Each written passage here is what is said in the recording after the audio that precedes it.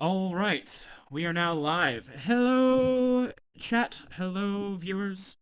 We, I, I'm KB Angel, and today we are running a D&D one-shot featuring a bunch of adventurers from a variety of different D&D campaigns, all of which I am running. Five heroes from four different campaigns. So this is going to be a lot of fun. Um, I've been workshopping this adventure in my head for months. It's gonna be good to finally get it out. Um, so um, before we begin, why don't you each go down the line and just introduce yourself, and tell chat your name and what character you are going to be playing. We'll do the full details of who your characters are after I read the introduction for the adventure. Um, so we'll just go down the line. Bree, who are you?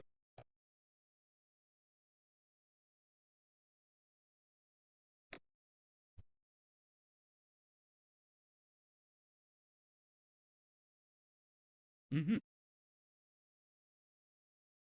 All right. Just going down the line in the stream, in the Discord. Gleam, who the heck are you? Oh, hold on. Hold on. Discord sound is not going through. Thank you for letting me know, Convol. It is supposed to be going through. Why is it not? Properties. It looks like I think it might be listening to the wrong device. Uh, Give us a test. 1, 2, 3, 4. all right. It looks like they can hear you now. At least the bar is bouncing. Convol, please confirm that you can hear the other people. Other people, start talking. Okay, Yeah. Mail Merge Hello, says they Mail hear Min. Merge. Okay, all right, we're good. We're good. Okay, I'm sorry about that. Sorry about that. Bree, they didn't hear your introduction. Who the heck are you now? That's all right. So, hi guys, my name is Bree. I'm a relatively new D&D player, and I play Pyrrha Tealeaf, a rogue in the Faithful of the Sun campaign. Okay. Next. Who's playing this one? Oh no. Sorry, chewing. No. How dare you enjoy snack? You must go hungry. It's not even a snack, it's my full dinner. Well, then we'll come back to you. I'm covering my Who's mouth this? like you guys can see me. Oh, I am good now. So I am Gleam. Also Josh. I am playing a Paladin Hexblade multiclass, Arianel. And she is a knight of she's on paper a knight of Apollo, but she's a follower of Lycophos. Mm-hmm. All right. Marilyn, which of your many characters are you playing today? I'm gonna go with Blanco because I've decided that they're probably the one that'll be the most funny with this party. And Valid. I'm playing Blanc. Also, I don't think the stream's ever met Blanco, so I'll They do have that. not. But anyway, Yeah. so yeah, Blanco here is a funny sort of like ranger, gloomstalker, fighter, rogue multi-class. And if you're looking at that and saying it's disgusting, I will accept that criticism fully. He usually has a funny puppy with him, but turns out getting whisked away from your current location in time means you can't bring your dog with you. Mm-hmm. What he basically is sort of think of like a Wild West sort of like detective, but if they turned into a noir villain. Uh, he sort of is like he has a big crossbow. He hunts bad people in the night. His definition of bad people, uh, and he's a big spooky cowboy man. All right. Min, who are you playing? Man, who are you and who are you playing? I am Min. I've been playing in KB's games for more than a year now, I believe.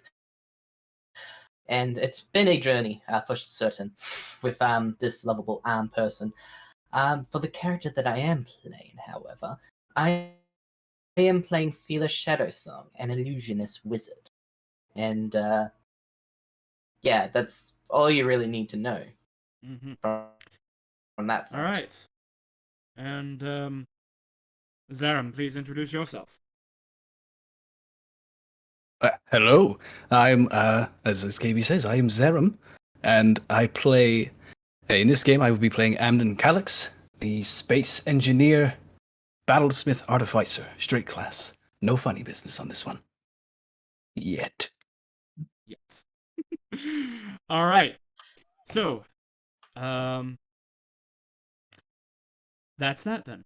I'm gonna go ahead and now that we've all introduced ourselves, we're gonna dive right into the adventure, because we're starting a little later than I anticipated. I'm gonna start the music. Those of you playing and listening along with the music through the Discord stream, chat should be hearing it now. Turn up the volume a little bit. Alright. First, I'm gonna show off the whole of this map.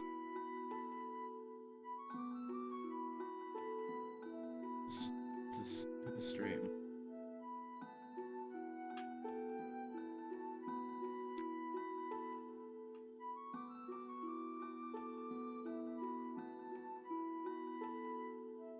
Alright. Act 1. You awaken, as if from a daydream, in a pleasant village next to a waterfall. For the first few moments, you feel at peace, as if you'd always been here, and your other life had just been a fantasy, a daydream. You've always lived in this village. You were just passing by. You heard the old woman telling her stories again. Important stories of heroes who saved the world, who fought the enemy, who made the world what it is. You were just lost in the dream. But a moment passes, and you realize that, no, that isn't true. You begin to realize that it is this world that was not real. The waterfall, the storyteller, even the grass and rocks beneath your feet, they were all slightly off. This world around you was akin to a painting. Everything except for the 5 figures. I guess 6. I wasn't counting the down steep before. The 6 figures standing around you. Everything else is as if it is a painting, but they, and yourself, are real. Now, I'd like each of you to describe what your character looks like to the others. Briefly.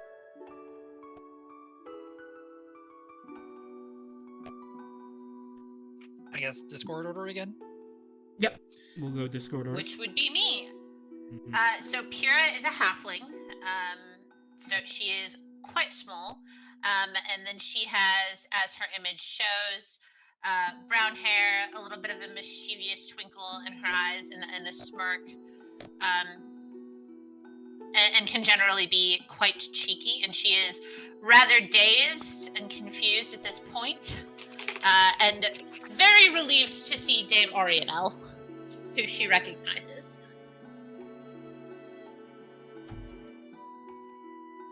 Mm-hmm.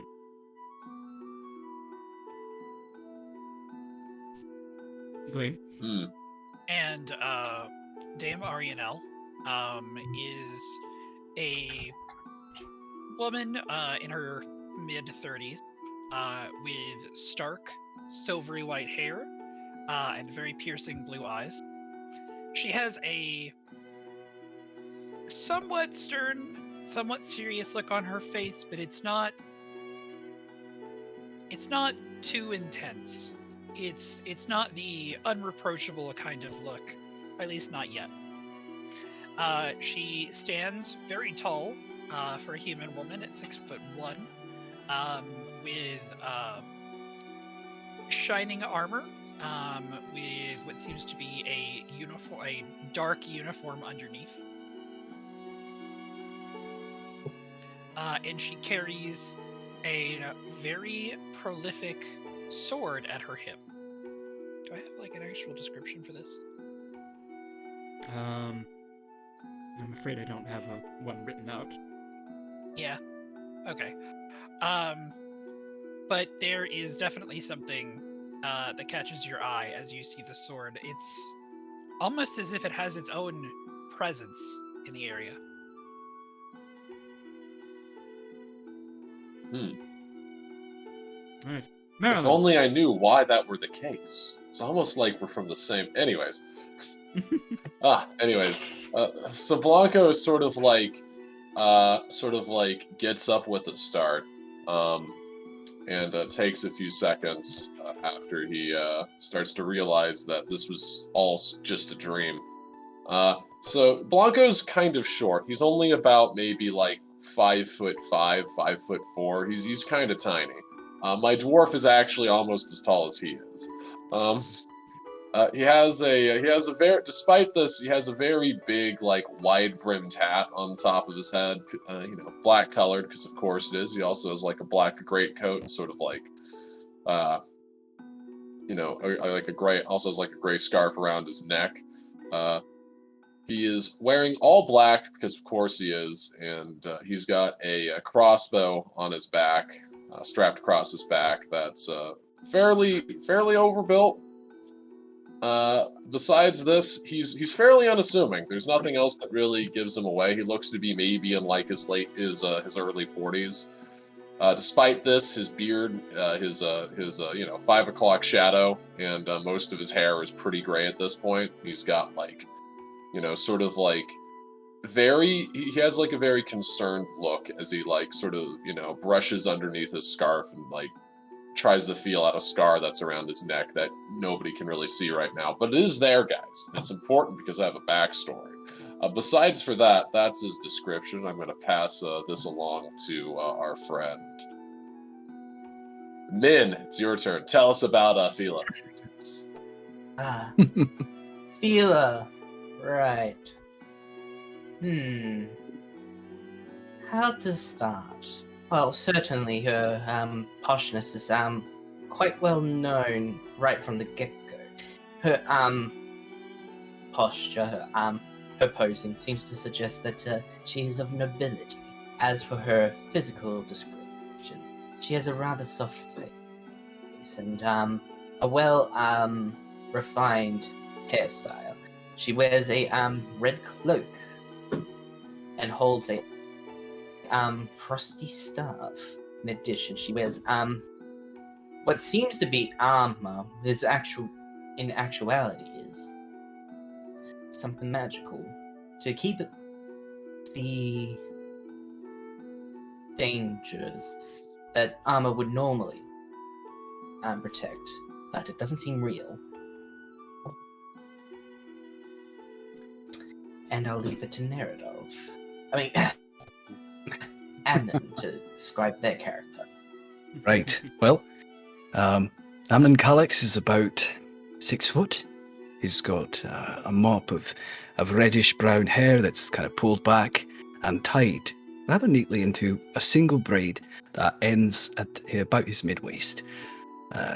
It kind of like softens down into these 2 really thick sideburns, which go into even thicker mutton chops on the side of his face. He's got a grimace on his face as he gets up, sort of taking in his surroundings, and an eye patch that sort of wraps around the head and nestled over his left eye. His armor and clothing is all... His armor and clothing is a bit odd, I think, for anyone that's not from his setting, which is everyone. And his right arm is completely made of metal. with strange gears, tubes, and other contraptions that are sort of affixed to it. I assure you that it's not quite it's not quite flesh. That's it. All right. As you all look at each other and prepare to begin asking questions or trying to figure out what is here, the storyteller speaks again. The storyteller speaks. Once upon a time, there was a quaint village by a waterfall next to the sea. But a curse came to this village. Wolves attacked, driven mad with magic and hunger. They came without warning. They came from all directions. They killed the villagers as quickly as they could. But one of the villagers, a hero, took up his weapon and fought them back. As she says this, amongst the middle of you all, a static image of a humanoid silhouette appears, skewering a leaping black wolf shape with a hunting spear. As this happens, the storyteller vanishes from the scene. The static image remains, but then you hear it. The sound of howling wolves in the distance.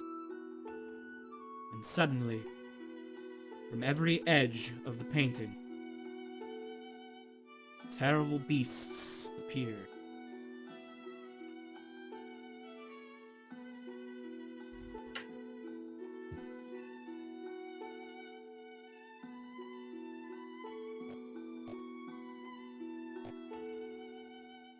Well, this is lovely.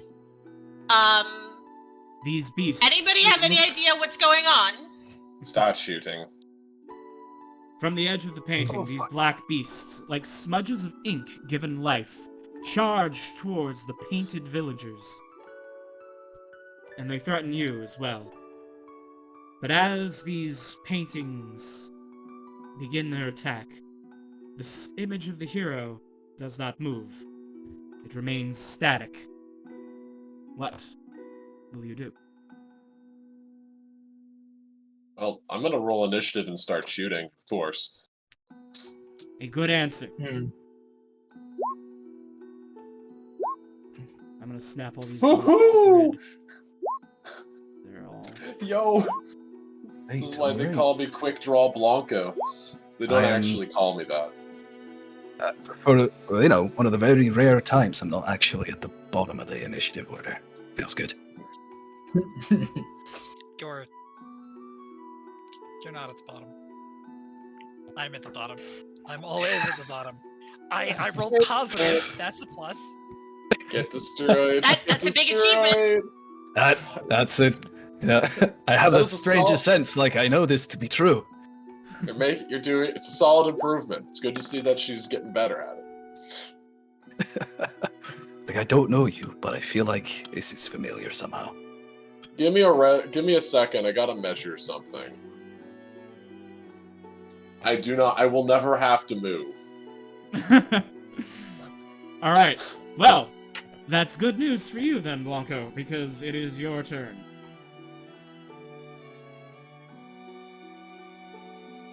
Tactics check. All right. Yo, give me an AC. Sorry, let me change the music to the combat music first. Yes. Oh yes, it was so Of course. peaceful. Yeah. Oh, this will be a walk in the park, obviously. Oh great, that's setting tension right there. All right. Tactics check. You are successful. These creatures are inkblot beasts. You may they have the following traits: keen hearing and smell, pack tactics, amorphous. They have an action called bite. Okay. Give me their AC. Their AC is 13. Oh, golly heck. That's right. That's real. That's below my funny number. Okay, we're gonna go ahead and get out the crossbow, and we're gonna start doing whatchamacallit, the funny thing where I The thing where you delete creatures. hopefully. Anyways, I'm gonna also use Hunter's Mark. I guess. No, I'm not. I don't need it probably. Anyways, and also I'd have to move to get things in range to bounce it around. So, yo. Anyways, we're gonna do another one of those, and okay, 24. Ignore the hunt. The 2 for Hunter's Mark. Is it dead? Alright, which one is dead? The one that's holding the initiative because it's closest. Okay. Yes. Blanco. As soon as these wolves appear, you snap to it. You fire off 2 crossbow bolts. The first one goes a little wide. The second one goes right through what would be the creature's heart. And the ink blot becomes the ink blot wolf becomes an ink blot smear on the cliffside. Next one in front of it, it's going to also take that 17 plus a 1d8 for 23. Alright. Another one annihilated. Is then, I said I was going to hold still, but this was a clever ruse. I am going to use the fact that I am now a 2nd level rogue to dash to here, and I get an extra 10 feet of movement because I am a Gloomstalker, and there's this turn 1. So he's just gonna like shoot twice, and then just combat roll twice, and then start dashing over here and say, "Hey, there's killing to do. We need to stop these things." Someone else's turn now. Alright. Mr. Calyx. Alright. I'm not quite tracking everything that's going on here, but apparently I have to start shooting things. So I'm going to move just a little bit closer, because they're just out of my targeting range. Fucking bastards. And then, with a nice little flourish, he's going to take out his laser pistol, and we're going to do our first attack action at this one up here. Alrighty. Where is my pistol? It is. That's a 13 exactly, actually. That hits. First one's hit for 16 points for radiant damage. Alright. What does it look like as your laser... What does it look like to these primitives as you fire off your laser pistol? You see him pull what looks like a almost solid chunk of metal from his waist, and you see the very tip of it start glowing, and these dots start filling up on the side of it, going from green to yellow to red in quick succession, and then firing off a burst of like bluish green energy. And that bluish green energy soars through the sky, strikes this target square on, and the ink creature just blots, falls apart into a smear on the mountain. All right. No hesitation, quickly pulling another one from the other side of his hip. He's going to make the other attack with his pistol at the other one right there. All right. That one is 29 to hit. So that's 15 points of radiant damage to that one. Deleted. Lovely.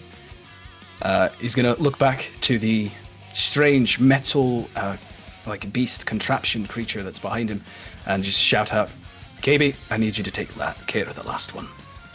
To which the robot will move here and let loose with this giant death cannon that's mounted on its shoulder towards that one. That is a DC 16 dexterity save, please. All right. 17 piercing. 10 does not save. All right. 17 piercing damage. All right. Once again, as this, there is a horrible cacophonous sound from this metal man. Flashes of light as smoke billows up around this creature as it is ripped to shreds by unseen projectiles. Without missing a beat, he's going to continue just the last of his movement to move up here And that's his turn. All right. And Pyrrha is just going to stare for a moment and go, "What the hell was that?" And then she's going to shake her head and realize she's way too far out of range to hit anything right now. So she's going to scramble over to Arianel and Dusk and clamber up on Dusk and be like, "Hey Arianel, I need to catch a ride to get in range." And she will ready an action to attack once she is in range. Are you Okay. fine with her size as riding together on the horse? Oh yeah, absolutely. Okay. Yeah, that's no problem. Hmm. All right. Fila. Go ahead and put Mark I'm just gonna take it. Overwatch. I'm Yeah. just gonna move closer and take the opportunity to look at the at this hero and figure out what's going on with it. All right. Make an Arcana check. All right. 21. It appears to be an illusion. An illusion, as if conjured purely for storytelling purposes. Yep. That makes total sense. So,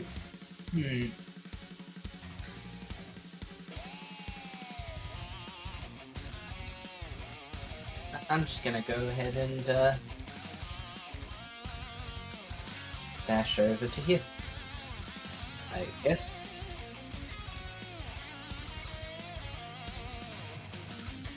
All right.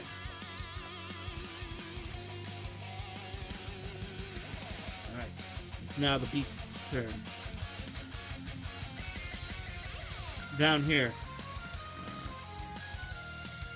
These beasts move with the speed of a pack of hungry wolves.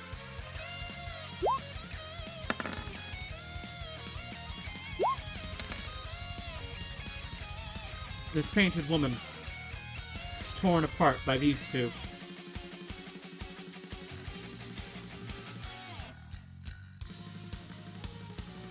Two more go for this man, who is likewise torn to shreds. That looks uncomfortable.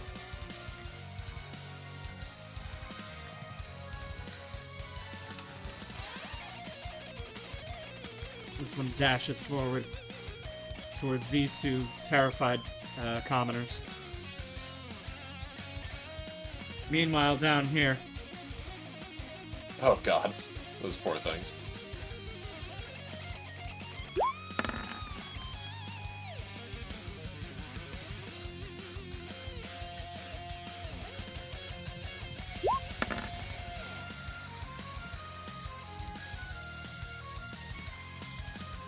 they are also ripped to pieces.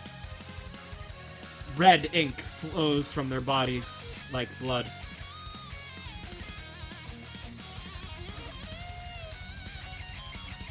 This one moves, runs towards victims over here.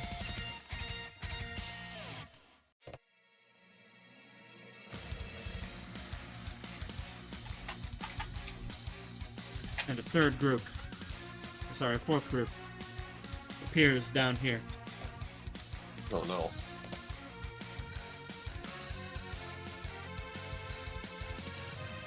Dame Ariana, Knight of Evening's Reaping. Initiative falls to you. Okay, she's gonna take a step and half her movement to get on the horse. Okay. And then the horse is gonna dash over here. And Pyrrha, feel free to take your shot.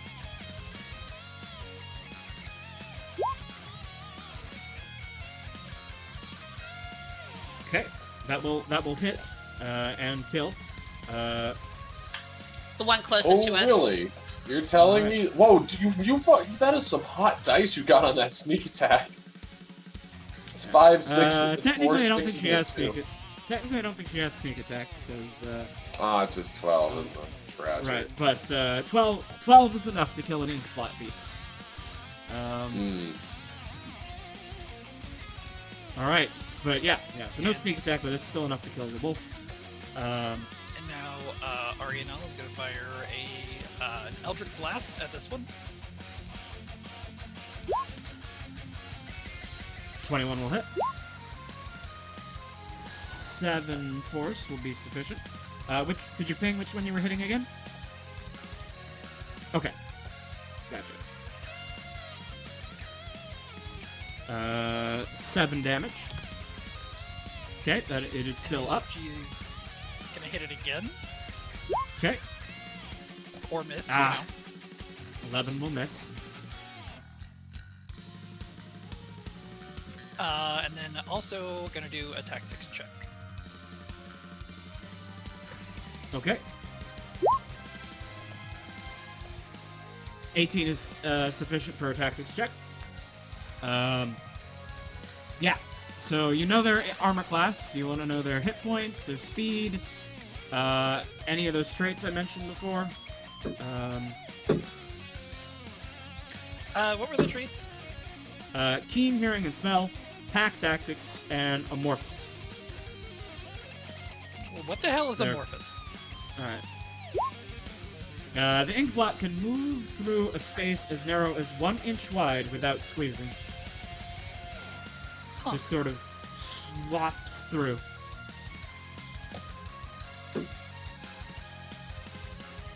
Interesting. Alright. Is that it will end for... my turn. Alright. That ends Arianel's turn. New round. Blanco. 26 on the tactics. Alright. Is there anything else you need to know? Give me their HP. Why not? 11. We love to hear it. Okay, I'm gonna have Blanco take a hide action as a bonus action. That's a 31. Do they see me? You have to be hiding behind some... So you have to That's have yeah. cover to I'm gonna. I was just gonna go behind this thing right here. Or actually, is this? I'm assuming this up here is elevated relative to these guys over here. Yes. No, this is just grass. Can he hide behind this building here? Oh yeah, you can hide behind that building, yeah. Okay, then that's what he's gonna do. He's gonna get out there, and I'm assuming that this is the perfect trick. Nobody can perceive him, and then I'm gonna use the rest of my movement to step up. Okay. I'm gonna step up to this ledge slightly, and still, hugging the edge of this building, and I'm going to shoot a bolt at this bad boy. Nope. I have 400 feet Because of range. you'd be shooting through this building. Well, I'm gonna shoot here then. Okay, you can shoot that. Oh yeah, because this is all the same height, isn't it? The Yeah. perspective's weird. I'll shoot these two. Okay. Let's go for it. This first one should have advantage, so that's a 16, thank God. And this time I will get funny sneak attack. Ooh, that's 22. I think that does it, maybe. That does it. And then this other guy, we're gonna go ahead. Obliterated. And this next guy, that's a 24. I think, ignore the sneak attack. I think that 20 damage should also kind of just, deal with the other guy. Alright. Shoot another wolf. Another Inkblot.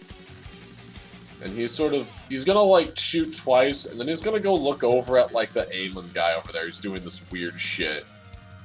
And then he's gonna have a mental light bulb sort of light up in his head.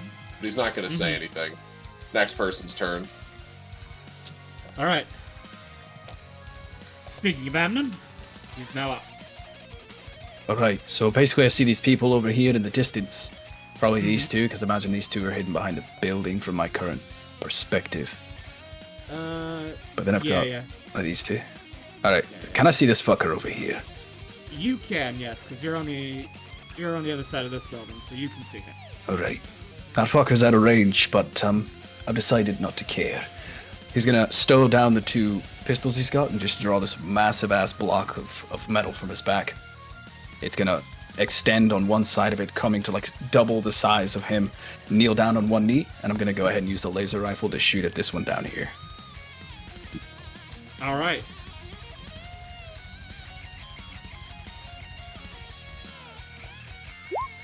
Oof, 12. Unfortunate. 12 does not hit. All right, I'm gonna readjust. I'm gonna try it again. First shot goes over the creature's withers, striking this building behind it. Second shot though, just doing some range finding. You got him. 22 hits, 17 damage. Lovely.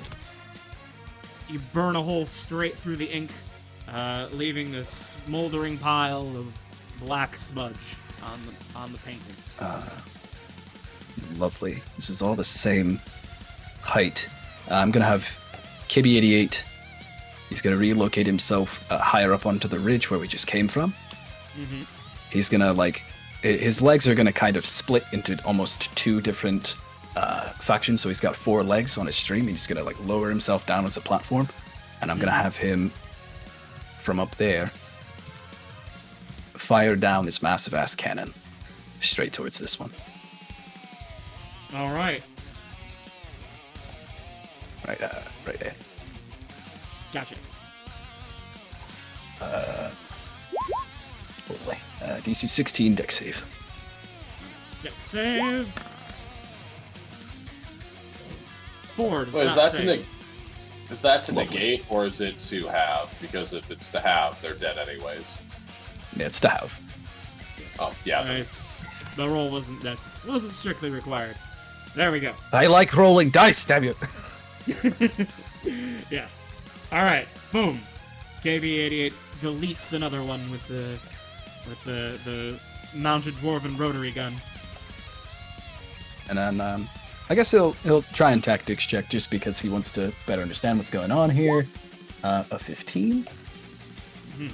Can I just see their? Well, no, we already ID'd their HP and their Yeah. armor classes. Already got the You armor like the play. little creature type you're dealing with. Yes. These count as aberrations. Okay, lovely. I didn't miss out on much. So they're not Um, void. Okay. Cool. And yeah, he's just gonna look to the other people there and be like, we should probably speed this up. That's it. I'm trying. Pyrrha's going to stare at Evan, and then she's going to think to herself, and she's going to try and roll a tactics check on him. That makes She's sense. very concerned and doesn't understand. And she fails miserably.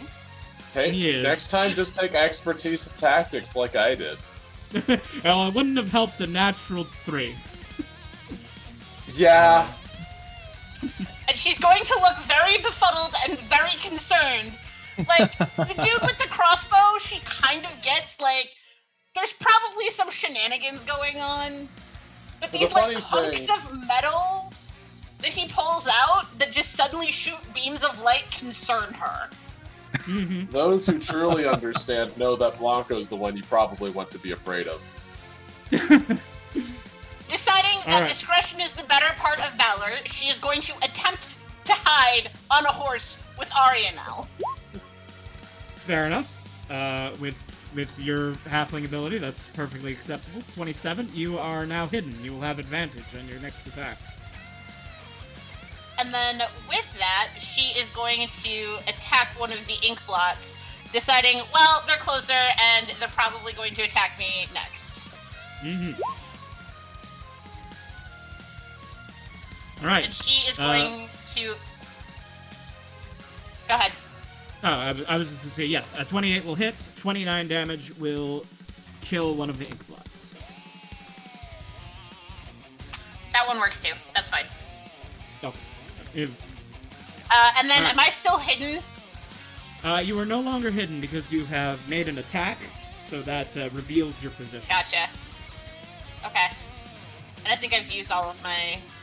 I don't think I can hide again, can I?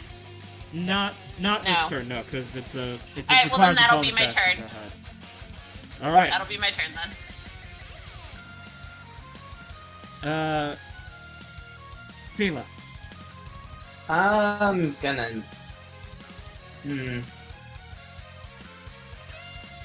These people, what are they? Are they just people that just sound? That is a good question. Fila, you may make another Arcana check to try and figure out what's the deal with these people. All right. 15. You're not 100% sure. You would need more time. You would need more time to suss it out. Whether they're real or not, you're not willing to bet a potential life on it. Fair enough. I'm gonna get food, guys. Hopefully, I will be around. Okay. It's not taking. Gotcha. Very well. Very well. I will use my ability to make illusions at will to make around here a group of other villagers appear out of nowhere and try and get them to come closer to us. I'm sorry, you're gonna what? Make an illusion of more of these people. Oh, okay. Yeah.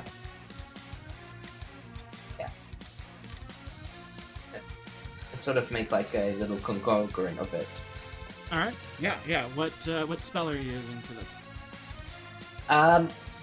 Silent image. Okay. How big is silent image? 15 foot. So I can have 15 foot. 9 It's a villages. 15-foot square. Yep, 15 foot square. All right.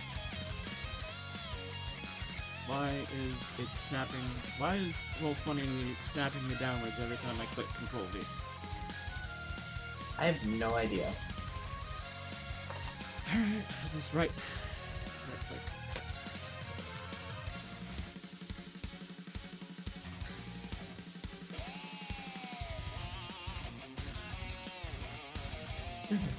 All right. Right there's where you want it? Yep, All right. and I'll end my turn. All right.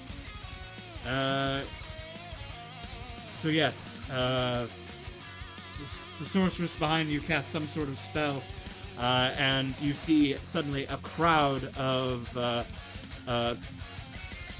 these sort of painted women appear in front of Arianel's horse. The Inkblot beasts continue their mad attack, charging forward. These three begin going after the illusions. Mad beasts, not knowing anything. Well, these all have advantage because pack tactics. Alright.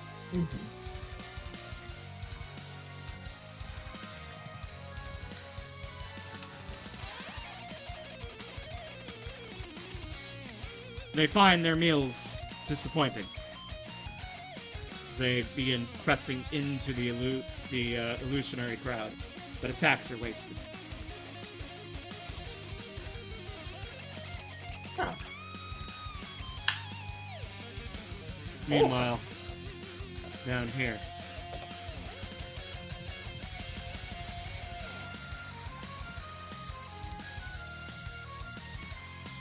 This one dashes behind these buildings, going for these people.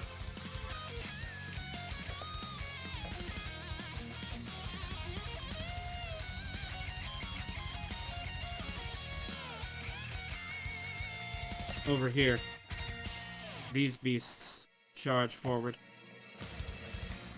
snapping to the grid.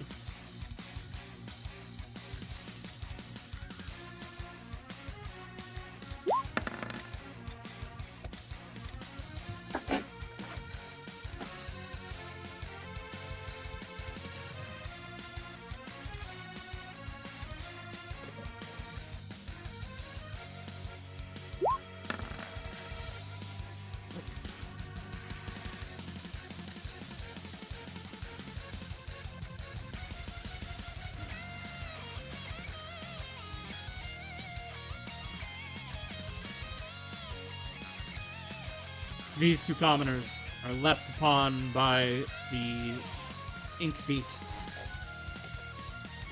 and quickly killed. The other one begins running across the bridge towards the largest house in the painting, with its crowd of people out front.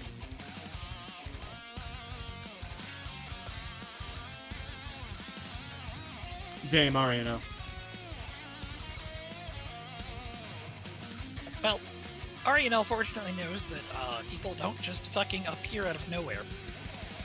So she's going to assume that those aren't actual villagers, and she's just going to use them as a shield and fire some more Eldritch Blasts.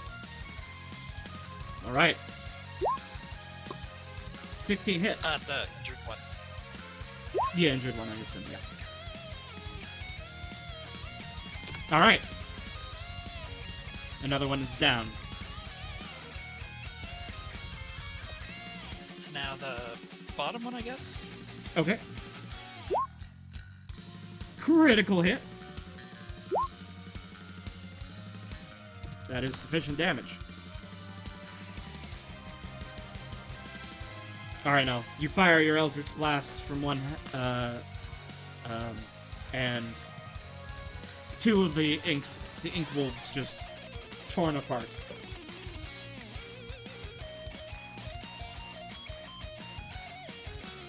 Anything else?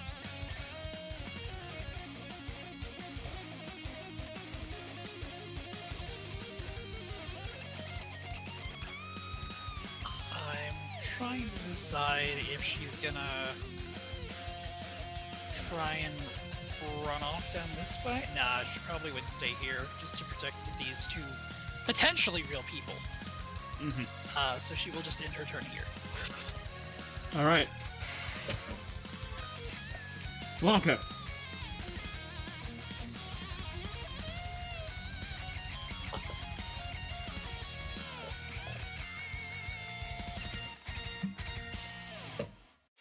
Oh, is Marilyn still getting food? Why am I muted? think so. I was gonna ask if I could tactics tech the civilians. It would be an Arcana check. 21. These guys ain't running and they ain't doing nothing. Them's actually real. Blanco, you believe that they are as real as the rest of this painted world that you find yourself in. Well, fuck.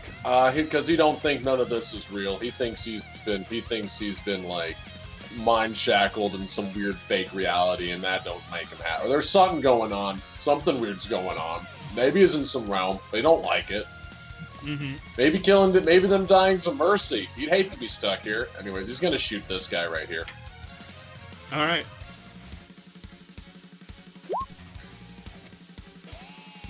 Negative. I'm gonna shoot the one on the bridge. Alright. I can't shoot the one that's close, but maybe I could shoot this one across the ocean. Oh, I was gonna kill it so that I could hide behind this corner, hide, then step out and shoot the thing. But anyways, Yeah. we're gonna come back up to the thing here, and we're gonna go for another one. And oh look, the answer is yes. Cross the bridge is easier, and my minimum damage is he's dead. So, Yes. Yes. You shoot this one across the bridge, across the way. Your bolt strikes it through, and it falls off the bridge, and then splashes into the watercolored water below. Mm-hmm. I guess you could say it. Guess you say we'll see it next fall. Please leave. I'm so sorry.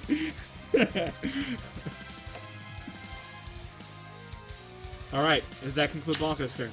No, you should have gone with, I guess you could say he's all washed up. You know what? No, he'll just. You know what? Actually, he'll try and hide back against the side here. Do I have the movement to do that? I was here and I walked like there, and then no, I don't. He's gonna. I guess he'll just sit there, and I guess Alright. he'll. pick his nose or whatever. Next person. Alright. Item interaction picked in your nose. Got it. Amnon. Alright. I know that there's, based on my enemy sensors, they're down here as well. I'm gonna go ahead and relocate my ass up here with KB88, I think. And see if there's a good... would I be able to see those if I moved into this position? I don't know if there's like a tree or some shrubbery. Yeah, you would be able to, yes. Alright, I'll move up there, and I'm actually going to take off my my nifty little eye patch now that everyone else is out of the way. I'll lift it up, attach a little, almost like a scope to it, and then attach it to the rifle. And I will take my first shot on this one here in the front, my laser rifle. Alright. That's 28 to hit that one. For 27 points of radiant damage. He pops like an insult balloon. Oh, lovely! And then we're gonna pull it down. This is the funniest laser rifle you've ever seen. Is its lever action, just purely for style. I approve. Doesn't need to be. It's just like that because I want it to be. And then we'll take another shot at the one right behind it. That one. Oh yeah, 29 for 18. All right, that one gets ink exploded as well. Lovely. And then I think he's in the right place. I don't know, the building might cut it off a little bit. Yeah, it looks like it's gonna get cut off by the building, kinda. So I'm gonna move him like there and have him do this line. Yeah, that'll work. That line. Yeah, I'm gonna do that. I think you can get Rocketeer that fucking... Oh, you want the line? I like that. Yeah, you can get both of them in the line. Cool. Awesome, All we'll right. do that. I want to roll my dice. Oh, that's not very good. 9. Oh no, they'll live that. But, alright, let's see how fucked up they are. They both fail. They didn't have advantage on that. So it's 10 and 7. So Right. they're gonna take... Each gonna take 9 damage. They will survive with 2 hit Alright. points. What? I would have expected. Bit out of range. Alright, that's my turn. Alright. That brings us to Kira. And she's desperately trying to figure out what's going on, so she's gonna try that tactics check again. Because what the actual hell is happening over there? He screwed something into his eye. Damn it, I still have no idea what's happening. He must be a wizard. From a gun Not wizard. like any flippin' wizard I've seen. What kind of wizard is he? That's good. And so Oh, she's no. going to attempt to hide on a horse behind Ariadne again. Oh no, Gotcha. Oswald's a wizard, so I mean... Oh, nice, you're pretty sneaky too. Yes, but Oswald has an eye patch, so I was cool with that at first, and then he lifted it up and screwed something into his eye. That'll Like, happen. that's when you lost me. So I'm super sneaky, I am stealth now, I am going to attack the last ink blot Alright, on my side, by me. yes. Alright. You don't have bless, so you should toggle that off. But 17 hits, 17 damage. Pow.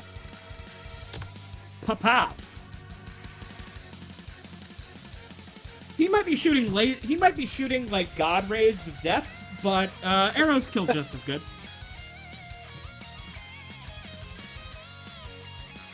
Yes, but do I need to kill him, and will they kill him? Those are questions that I cannot answer. Alright, Just wait until I quick draw cowboy. Yeah, that's my turn. Alright. Alright. Alright, Miss Shadow Song. Alright, I'm just gonna go up to these people and just like tap them. They feel solid, and they sort of react to your touch, but in a sort of, like, dazed and confused sort of way. Alright. I'm just gonna, say hello, and, like,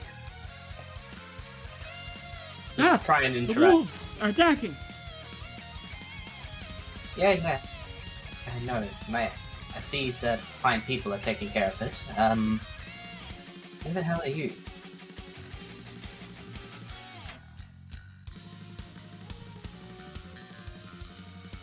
And that'll Alright, be my 6 turn. seconds. Just talk.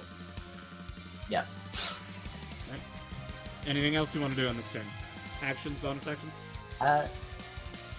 Mm, I'll just like put another group of people within like just over here, just so that just in case they feel compelled to go this way. I have more people over there. Actually, I'll just move my yeah, I could just recast it, and then just add like 3 more. That's it.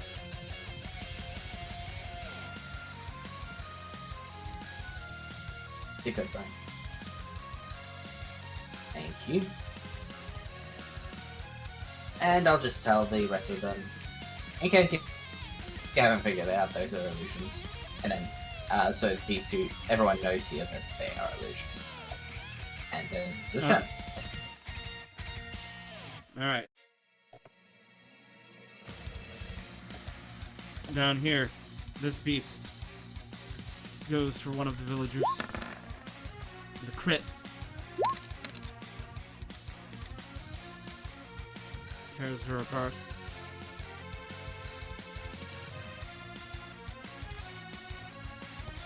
The injured beasts begin dashing over the bridge.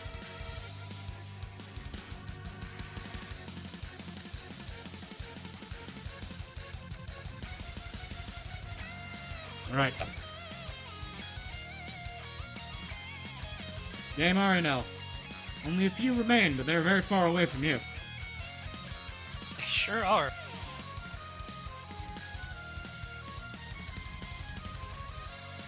Get the movement over here. You didn't see the measurement before. I That believe should be you. 120. Yeah. And then I don't think I actually have vision on this one, do I? No, because of this building. Yep. We'll have to hopefully get to him next time. You could hold action and Eldritch Blast in case he steps out into the light. Yeah, you're pretty Yeah, sure. It's yeah, gonna that's go it. through that guy. Hey, just in case. Okay. She will hold ready in action to Eldritch Blast a beast that comes within range. All right. Blanco. Well, I'm just gonna go ahead and shoot these things. I'm not gonna be using the sharpshooter feat, so Natural 1 will miss. Mm-hmm.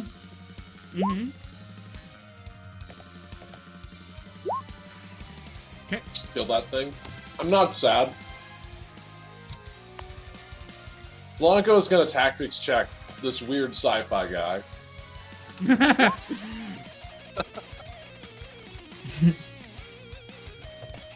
Two things. Figure it out. Fucking let me know. Well, I have a single question. All right. Is he comparable to that one weirdo's like weird light weapons? Is he like that one weirdo we saw in the dream that was apparently a tangled soul with Cadron? What where they had these weird light weapons? Yes, okay, we he saw a is, resemblance too. You know, we got showed a picture and saw somebody with a resemblance to this guy, so he's got some questions for this weirdo. Once we're done here. Mm-hmm. Weirdo might be I'm being a bit aggressive here. He's probably thinking that he's strange and concerning. But I feel like he wouldn't be as mean in the verbology in his head. Or maybe he would. Anyways, that's my turn. Alright.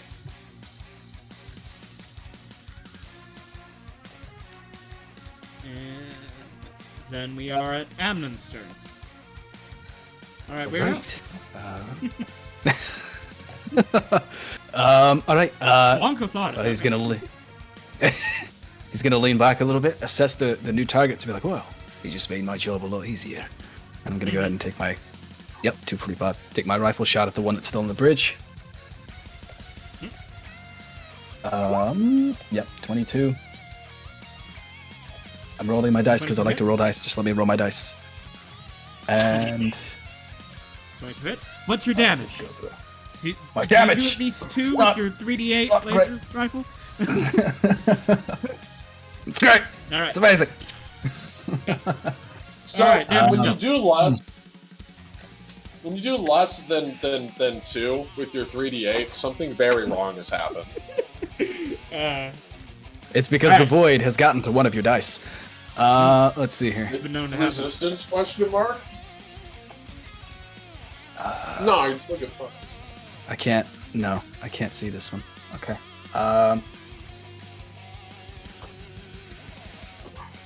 Alright, yeah, I'm just giving up on that attack. So, I'll move my 35 feet back here behind KB88. Bonus action, I'll have him hold his cannon in case he sees any more of these going for some villagers. And that's my turn. Alright. And we will be down to Kira. Realizing that, you know, all of the dead ink blots around here have probably been shot by this dude, she's gonna turn around and stand up on desk being like, "Don't shoot! We're real! We're not an ink blot! I already know! I wasn't talking to you, but thank you!" And then she's How am going I to ready an supposed to action. know that? And then she's going to ready an action, just in case an ink blot comes within range. Alright. In that case, go back to Shadowsaw. I'm just gonna continue talking. They seem to have it handled. What is this place? This is home. This is where we live. What is the name of the home? So, Just pointing the to village. around the area. It doesn't have a name. You don't even. The village. Do you know who built it? Who built your home? The village did. Hmm. Alright. I give up on making sense of it, and I'm just gonna you say I'm just gonna sit down and just watch the rest of it happen, I guess. Alright. Thinking this is some weird fever dream. This ink blot moves forward. Goes for this other painted man. It does not have advantage, but it does have a 21 does hit.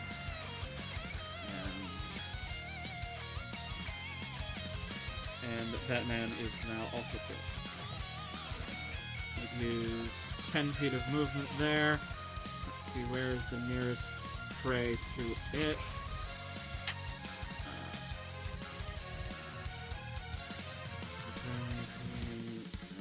Yeah, okay.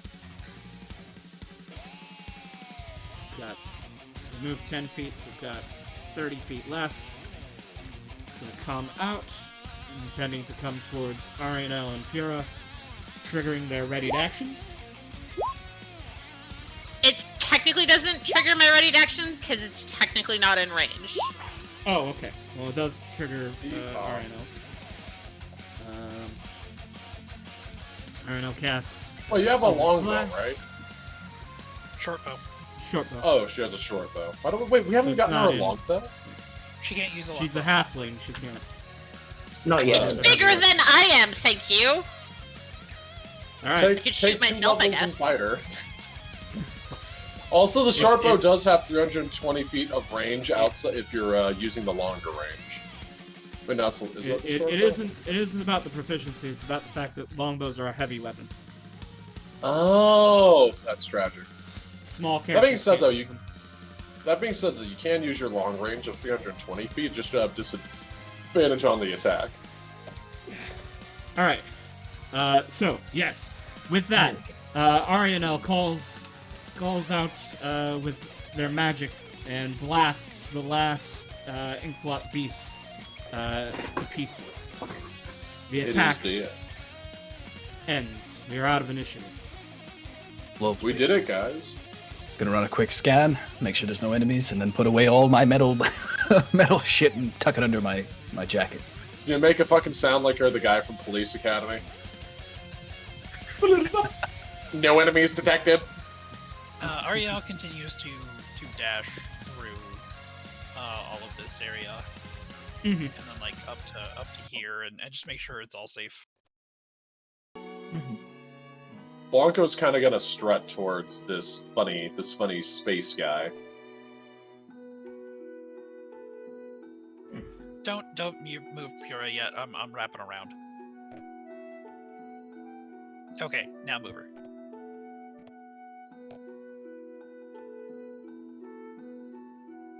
When he puts Okay. away all this stuff and notices that people are converging on him. Okay, so y'all seem to be like us and from the material plane, or at least not made of paint. That's an astute assessment, yes. Indeed. Cool. Temporary truce then. We're not gonna kill each other. Yes, we're all good. Why would We're I- on why we're on would- the I same side here. Why would I have killed wasn't you? gonna start killing anyone. Excellent. Then in that case, what the fuck are those light things? The They're storyteller speaks again.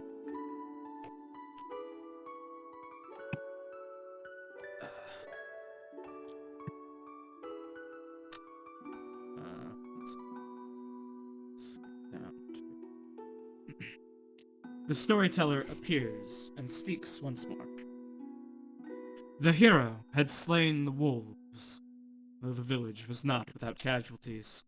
The immediate threat was dealt with. There's a static silhouette of the hero again, this time leaning on his spear and looking weary. As much as a silhouette can convey that. The hero knew these wolves did not act normally. They were being controlled by someone. The hero knew of an old shrine in the mountains, one the village elders warned never to go near, for a terrible demon had overtaken the gods of good and light and made it their home. Knowing this demon must be the source of the danger, the hero climbs the mountain towards the shrine.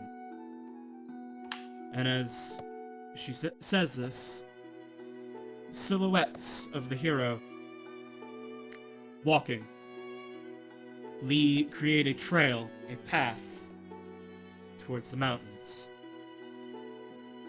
Before you can ask any questions, the storyteller disappears yet again. Well, isn't that just concerning? I'm gonna guess that's our next cue. I don't know I why think we're it here, is. but it seems we all have to play along with this. Well, in the So- name of Eos, this is getting real irritating. Funny All space. disappearing. Never mind. So, funny man with your light gun. I'd like to ask you first a question. We should probably ask each other this question too. What is your name? Hold up 1 second. You see him rotate his arm made fully of metal, and a screen appears over top of it, kind of like a flat, strangely translucent, almost like an illusion. He starts tapping away at it. You just give me 1 second. The doctor left me a message. All right, I am Biggest Dickus of the Edgelord One. Yep, that's it. Give me your actual name, and this time I want to have it given to me seriously. Who the hell are you? I'm sorry, but in order to follow my ship's protocols, I'm Biggest Dickus of the Edgelord One. Do you think that's funny? I don't, actually. But We I'm have that following exact protocol. same joke in Lasita. It's not original. I don't know where that's at, so... I do. I know Lasita. I've never been there, but I heard of it and I've seen it on a map. The reason why I'm asking you this is because I've talked with your friend Wish before, in a dream. She showed me a picture of you. Do I believe him? He did I drop. mean, he did he name knows drop. the name Wish. That means nothing to me, where everyone knows everyone because of space Twitter. Damn. Damn. I mean, Well- that's harsh, you, but true. no, you have enough intelligence to know that that this planetary cowboy with a crossbow does not have space Twitter.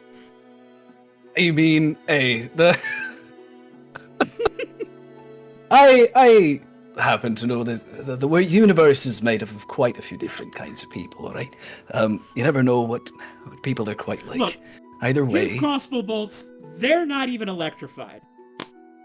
And that's not a even shame! phasing. What is that? Why are you using this outdated weaponry? What, seriously, what have you brought with you? Anyway, fine. Calyx. Amnon Calyx. Of the Perseverance. Thank you for being honest with me. You see, I was worried that... So he was worried that, you might be somebody else. That would be very concerning, but I suppose if I know who you are, I should probably go ahead and say who I am. I am Blanco. I am a detective. And it's a pleasure to meet your... It's a pleasure to meet your acquaintance, he says, trying to not appear completely annoyed and sort of angry at this guy. He's trying to be cordial and will sort of like extend his hand to like give Amon Seer a shake. Sorry, Amnon. Takes a gaze at your hand and around at all of you. Right. I'm a bit out of sorts here. It's a pleasure to make your acquaintance as well. He'll extend his hand and take it. While we're working together, I suppose I'll try my best to make sure that you don't get yourself hurt, and you do the same to us, please. You know... Sure. I'll take you up on that.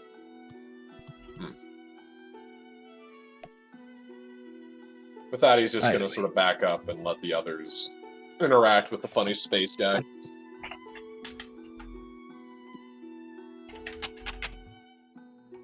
So, the rest of you, if you want to make your acquaintances, that'd be useful. Apparently, we're going to have to play through this together. Yeah, Arianel walks up and greets the three of you she doesn't know. Hello.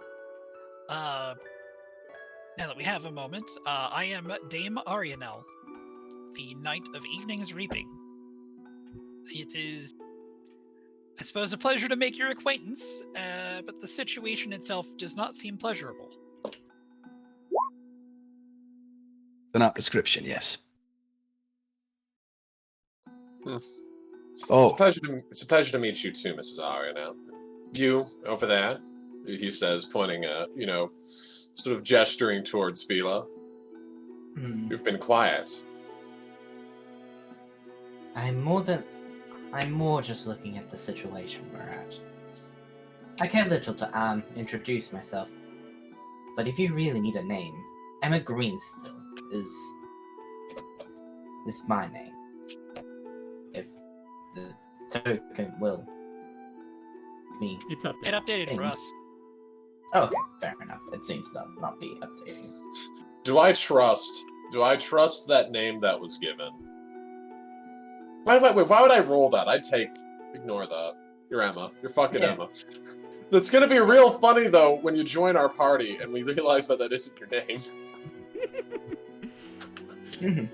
He'll respect it, though. He understands. Mhm. I And mean, Blanco Kira. ain't the name your mama gave you, so, Yeah, dude, there's Vest and McWhite.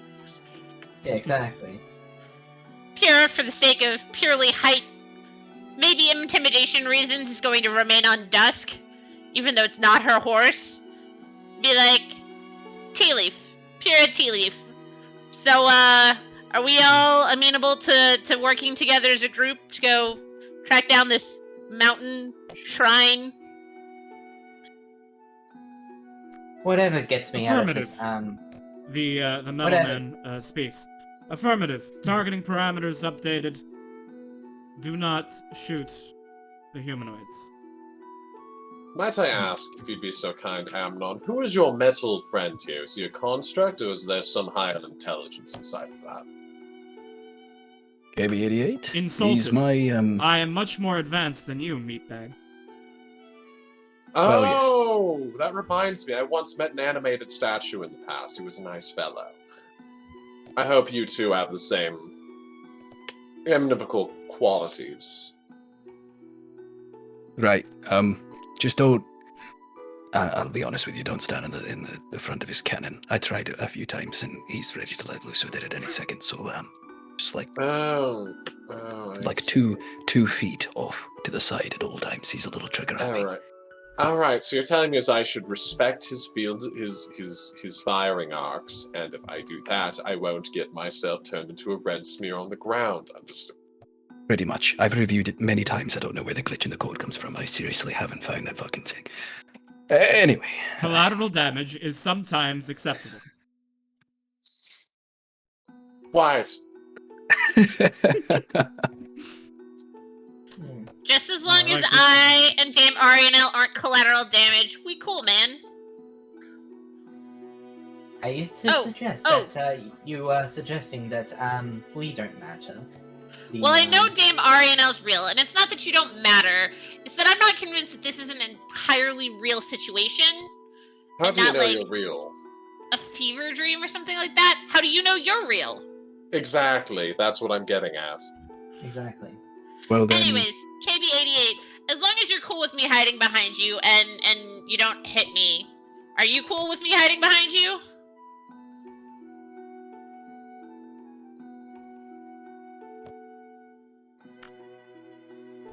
Is that That is this acceptable one's for function. Acknowledged. Cool. Awesome. Then we cool. Oh, someone got orbified. Statement. Stay out of my firing arc, meatbag. Rude, but yeah, I have no desire to get hit, so we're on the Does same he page. Does he refer to everybody as meatbag? Yes, actually, it's Affirmative. I Meatbag. it's What if another you ran- glitch. I don't know why. I don't What know. if you I ran didn't into put it in somebody? there. What if you ran into somebody made out of felt? Would he still call them meatbag? I mean, maybe depends on where, like, Trash how bag. convincing it was. Trash bag. Yeah. Okay, what about someone that's made out of, like, I don't know, like stone? For someone that's pre-programmed, you're really creative. I don't like remember it. putting I that like in it. there. He's got spunk. I have a downloaded copy of thesaurus.com. Oh, all right, I did put that in there. Okay, yeah, that's acceptable. Mm. .com? That's yeah, it's like a web address. Never mind. It would take too long. Speaking of based comms, on your- shall we get going? Aye. Is it yeah, we is should it like a grim? probably Is go. .com like a grimoire or something? You could think of it like that, like an accessible grimoire for anyone with the right book, I guess. This is horrifying. You should try. That's horrifying. Information should be kept nice and restricted. You said I'm this absolutely before we sure. started How walk. far away? Did they say how far away this shrine's supposed to be? You have no idea. Just have to follow the hero and find out. Right. Blanco's gonna start walking. All right. You can now go ahead and bring. Let me just bring all your tokens together so I can copy it to take to the new map. I lose selection if you move. So, Mrs. Arianel, you're some kind of paladin then? Your horse seems to give me the impression. Yes, I am. I am a paladin of Lycophos. Interesting. I find Lycophos to be more amicable than the more agreeable than some of the other solar deities given recent events. Perhaps perhaps Lakothos is the only one who hasn't had their reputation besmirched.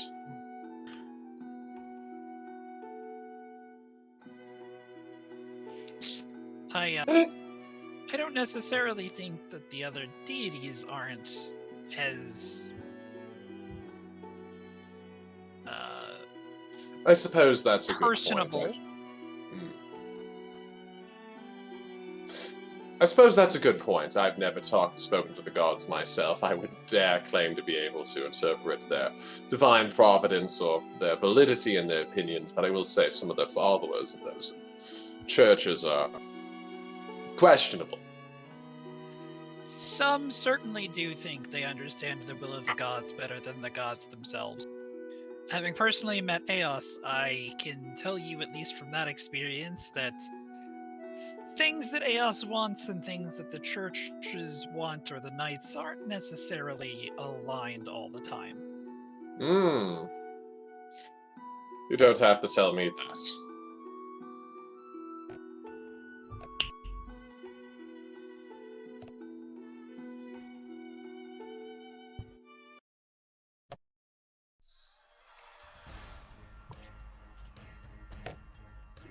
We're Right. approaching something.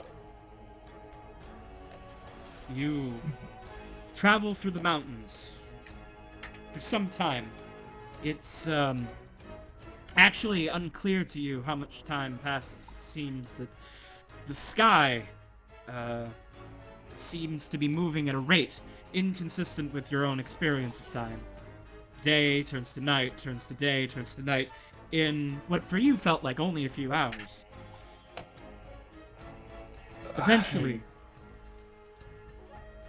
you reach a mountaintop shrine of an architectural style not known in Ahara.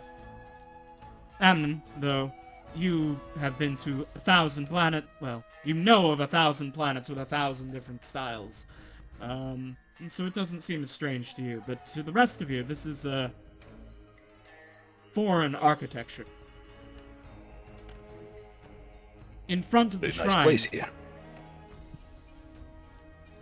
in front of the shrine, there is the black silhouette of the hero. Broken, collapsed, crushed into the ground. That's not ominous or anything.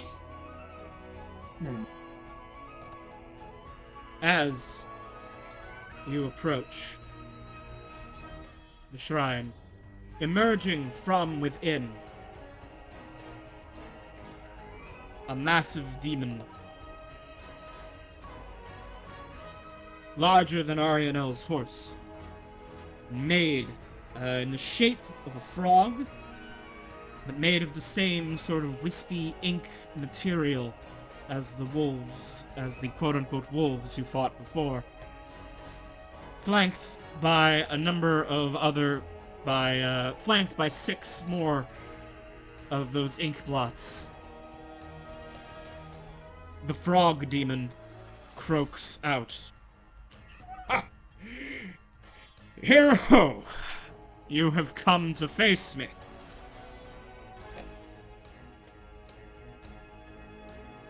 You will end as all the others have before. I start shooting. Alright. That Let's didn't last roll long. initiative. Oh, let me select myself. That would be helpful. Oh, that's wonderful. Oh my god! I got an 18, guys! Uh-oh. Holy moly! You Well, know that we're all means gonna that things are This is going going to to get be bad. bad. My trauma tells me that this is going to be amazing. Alright. I'm getting this weird feeling. Do you sing? I feel like you should sing. Do you play an instrument? I don't play any instruments, and I don't sing. Sorry. So you don't perform make your anything engine sing, of any though. kind. I perform miracles with tools. That's about it. I perform miracles with a crossbow. That's useful. More than you'd think. Maybe. Blanco, I feel like you should be running and screaming. Why? I don't know. It's this weird tingly sense in my brain that I get that you should be running and attacking and screaming. I'm very quiet. I didn't mean for us to recreate the majority of the players from the Sun campaign. But This is how it happened. This is actually just the Sun campaign. Yes, this is just the Sun Oh, campaign. the Sun is. Oh, jeez. The universe has contrived to make it so. So I'm gonna ask a question, Katie, since I rolled first in initiative. Am I, since I'm on Dusk, am I allowed to move Dusk, or am I just a passenger? I'm assuming that Arianel has control of this. That is correct. So, as it is their Cool. summoned horse. And I will So- use half my movement to dismount, Mm-hmm. and then I will. Let's see. I have that, and then. Might I suggest taking the hide action in order to, get yourself an advantage here in order to counter out the fact that you're going to be at extreme range?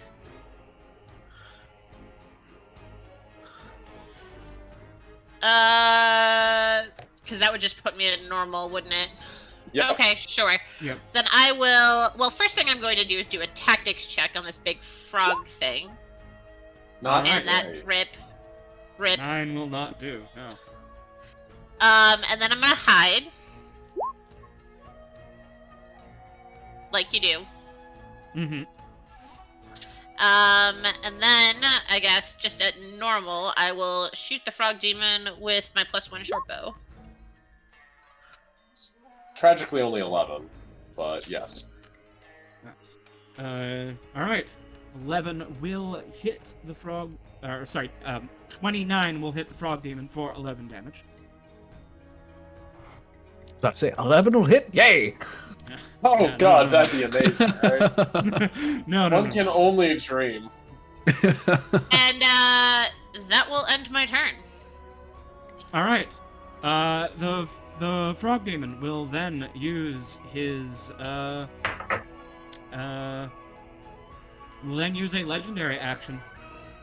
Oh wait, Oh, yeah. goody.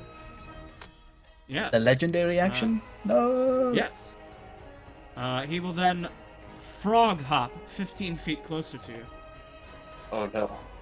Oh, He's approaching hopping. menacingly. menacingly. Oh god. Alright.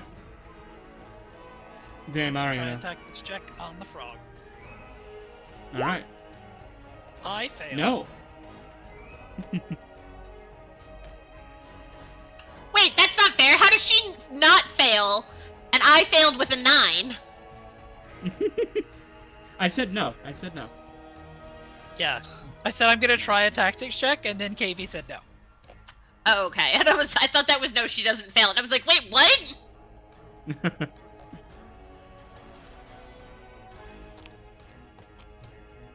Okay, I'm gonna hop up, and then dismount using my movement. And we're gonna throw a Hexblade's Curse on this thing. Alright.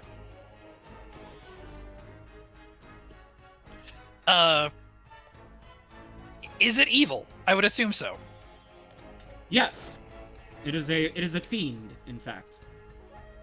And I assume it's not a Fae because it's a fiend. That is correct. He'd be a Alright, now, fiend. That's true. It It is a could. large, chaotic, evil fiend.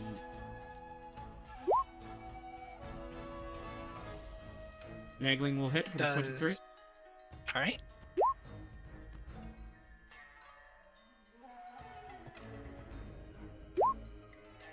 And another 16. And let there be Okay. smote. Alright, let's see, that's 15, and then 16, that's 31. I knew that. Fuck him up. Alright. Damage dealt. 22 hits. Okay. It's 18 damage. Another 21. 18. And then 21 for the smite. Right? Anything else, Ariana? That will Tactics. end my turn. I did tactics at the beginning. Oh, I see. Yeah, just no thing. Fair. Alright. Can I blow a? Hold I'm on, gonna it's blow not a your turn, D8 Blanco. on that. Oh, I thought it was. I do end my turn. I assume Okay, I'm about to then- get legendary. Yes, now Oh, you're right, going to get legendary. legendary action. In this case, Oh, the yeah. Sorry. in this case, the frog demon spits on Ariano. That's fucking rude. What am I gonna do? I'll spit on you. The poison That- spit, though while it looks foul and black, it lands on your armor and does not hurt you. Blanco, now it's your Question. turn. Yes, Should I re-roll that or should I keep that? you should keep that. I should. I'm gonna toss a superiority dice. Oh at wait, that did you to try have? and make that better. Oh wait, you got a 13 though. Yeah, there's a 13 to it. 13 is the magic number. Really? For the tactics? Ones are Give not me his automatic AC. failures on ability checks, so 13 is a success. Alright, then give me his AC. Well, before I do that, do you want to see your list of options? Oh, yes. I do want to see the list of options. It's just the AC is important to me for mathematical reasons. All right. Math nerd. Here is the list. You can learn his AC, you can learn his HP, you can learn his saving throws, his damage vulnerabilities, his damage immunities, his condition immunities, his supernatural senses, his traits, smells the blood of the holy, regeneration, legendary resistances, namely how many of those he has. Invisibility. He has the bonus action, Frog Hop. He's got an action, multi-attack, stun, slam, bite, and poison spit, and invisibility. He's got legendary actions, poison spit, and Frog Hop. I am going to ask for the AC still, but I'm happy I see this. Alright. Speaking of Yeah. vulnerabilities and immunities, though, I did do slashing, necrotic, and radiant. Did that all work as normal? It all worked as normal. Okay. Oh, AC 16? Right. Okay, yeah. No, AC that's 16. that's what I like to see. Blanco's gonna combat roll over to here, and he is going to shoot at this guy with his crossbow. And I will be using sharpshooter here. I hate my life. Anyways, we're gonna go ahead and try again, and we're gonna hit for that this time. Give me a sec. That's gonna go ahead and just I'm gonna add a this is gonna get an extra d4 onto it because I'm gonna use the crappy version of Hunter's Mark that I get for being a ranger. So 1d4 plus I'll just roll this and 23 plus 1d4. That's actually 24 damage on him. Take that, baddie. Alright. I'm then going to, That's as a all bonus action, piercing damage, hide. yes? So. It's magical piercing. Yep. And that one damage right there was not only piercing; it was that the one damage though was just magic damage. Okay. I have a did his health. Did that feel like it didn't do anything? I mean, the bar moved. It did move. Okay, I had my character sheet up over it, which made it hard to see. Okay, He's- I'm gonna. Look at Okay, his now bar, he's over halfway dead. I'm gonna spring to the side so I can see it. Anyways, now I do my third shot for being a Gloomstalker. I'm gonna bonus action hide to interrupt that. Stealth, if you'd believe it, I think hiding behind this bush with a 27 works. Okay. Does it? Yeah. Do I get advantage here? Okay. Okay.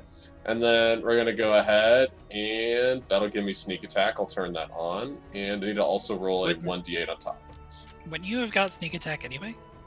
Not the what I've gotten the first time. Because let Ario's me roll again. right there. Oh yeah, you're right. 2d6. I guess that's also another 9 damage on top of that. That's awesome. The first one. All right. I'll go Anyways, back and add that. There you go. thank you. Oof. I'm not used to playing rogue, and I keep forgetting how to do the sneaky attacky. Alright, so that's 20. That's 26, and we're gonna toss in another 23, and then I'm gonna also put on a 1d8 from the Gloomstalker's extra attack, which is just 6 magic damage. Okay. I've got way so too that's many 29 like now. one-off. I've got way too many one-off damage enhancements that are like situational in this build. That's Froggo's turn. All right. No, it isn't. First, he's going to use his last legendary action to poison spit and Arianel again. So technically, it is his turn. Well, it's In a his moment. legendary That still action. misses. Yep. Then now it is his turn, and he gets his legendary action bar refilled. All right. He will then regenerate. You see the ink that makes up his body begin to. Oh wait, no, never mind. He does not regenerate because of something you did. Ooh. Which I cannot tell you. But he does not regenerate this time. He is sad.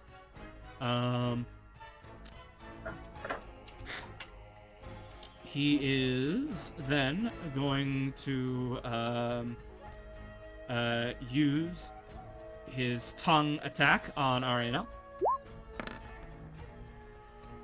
That misses. 10 does not hit. He will then attempt to slam and bite Arianel. Those also miss. Those also miss.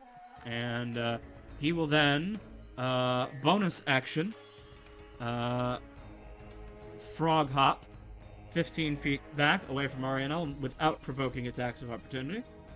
Okay. And it will then be Emma's turn. Tactics check. All right. What are their vulnerabilities? They are vulnerable to lightning damage. Alright. Cool. Cool.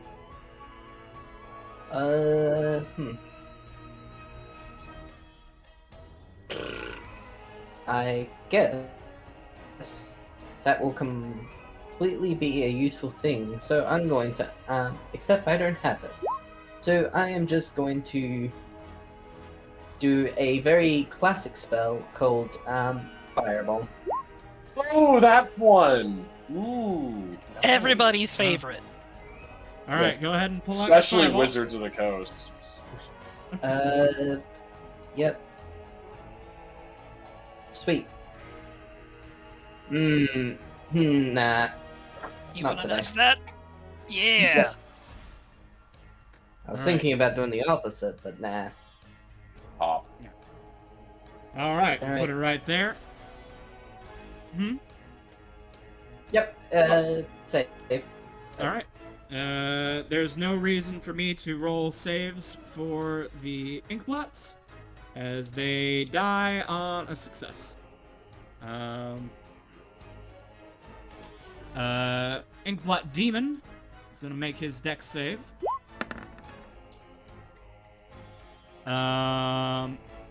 But he's really low on hit points. He's going to use his legendary resistance on that.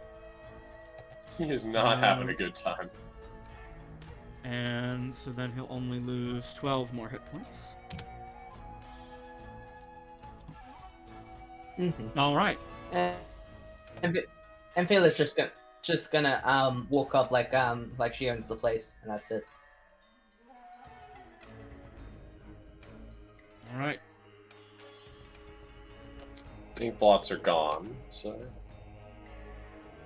Mr. Calyx. All right. Am I able to see the frog demon from down here? Yes, you can see. You have line of sight. Okay. You All should right. try Well, being shorter. I'm gonna walk up 20 feet. Come level with the halfling lady. and quickly pull up both of my pistols from my waist. And I'm going to we're watch going to take... very interestedly. We're going to make 2 rapid shots on the frog demon there. First Alright. one is a 27. The second is an 18. Alright, those will both hit. Lovely. First one's going to hit for trash damage, 12. Second one's going to hit for also trash damage, 14. Mhm. And let's see here. I've got people in the way 14. of my line attack. So, Okay, question. Do you, though? Because technically, you're at the bottom of the stairs. for KB88's Death And- Cannon, it would hit anyone else. Because it has to intersect with him. But anyway, that's fine. I will instead just bonus action make another attack with the pistol. Offhand weapon. Aye. Mm-hmm. Oh, okay. Yeah, it's still not letting me do wield. That's fine. Make the shot. That is a 28. Minus 6 from this. For... What's that?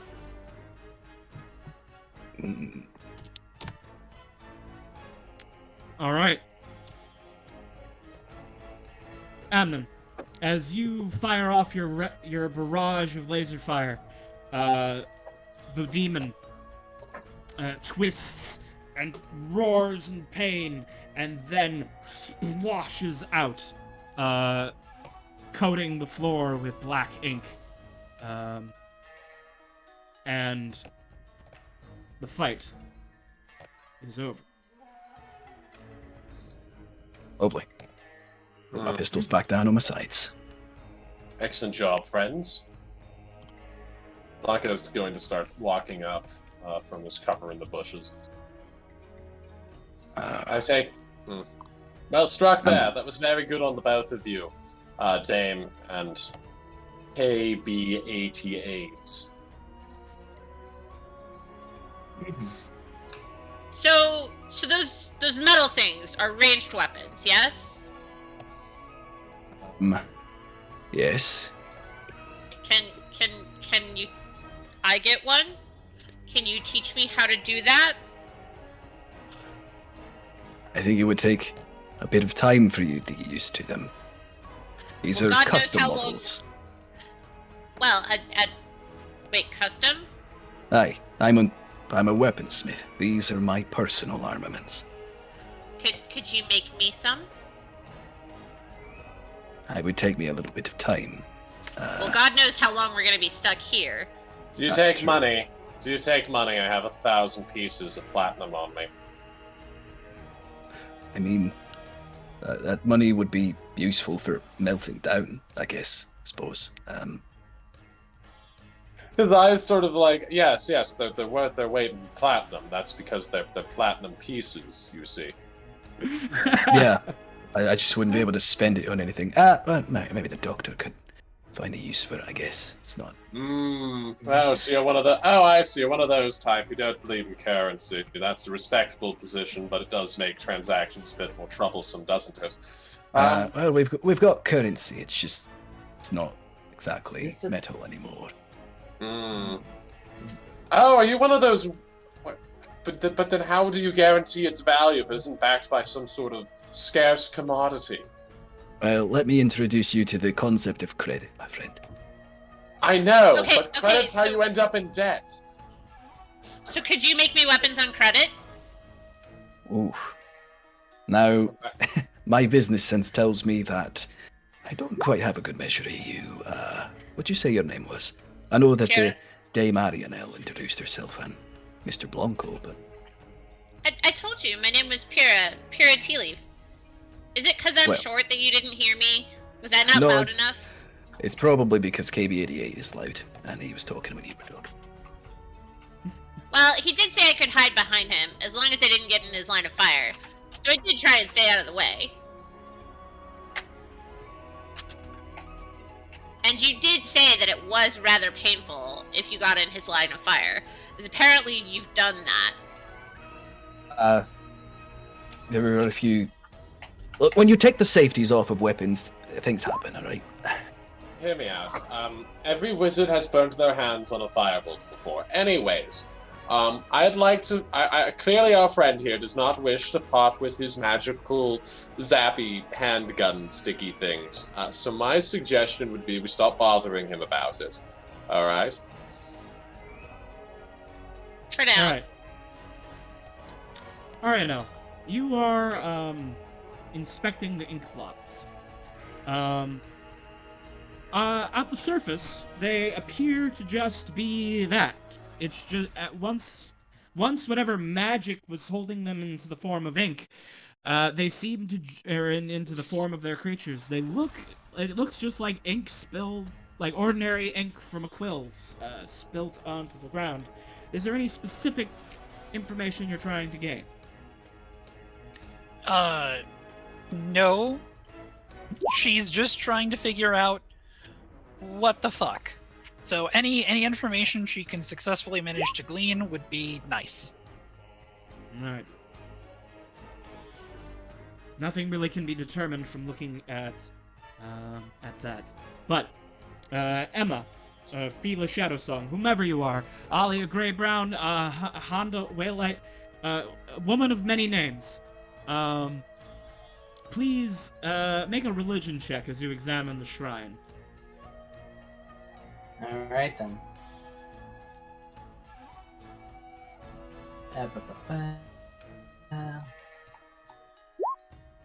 12. While there certainly seems to be some sun iconography in here, you don't recognize any of the specific symbols or gods depicted. It looks like a temple to... It looks completely foreign to you. You do not know what it is. Can I make a question? Can I do a question? Yes. Oh, go ahead, sir. I was gonna ask, does the ink appear to be poisoned, like poisonous or somehow bad for you? Could I tip it on my crossbow bolts in order to gain some kind of adverse effect? It looks as if it is ordinary writing ink. You probably don't want that inside your body, but it's not like deadly It's poison. not like poison. Ah, yes. Fair. Pyrrha is going to take her dagger out and dip the tip of it in the ink, and then hold her dagger up to see what happens. Your dagger is stained black with ink. And then she's going to turn and she's going to write on the ground blessings of Eos on the ground to see what happens. This is a world of ink and paint. Will writing with ink and paint change things?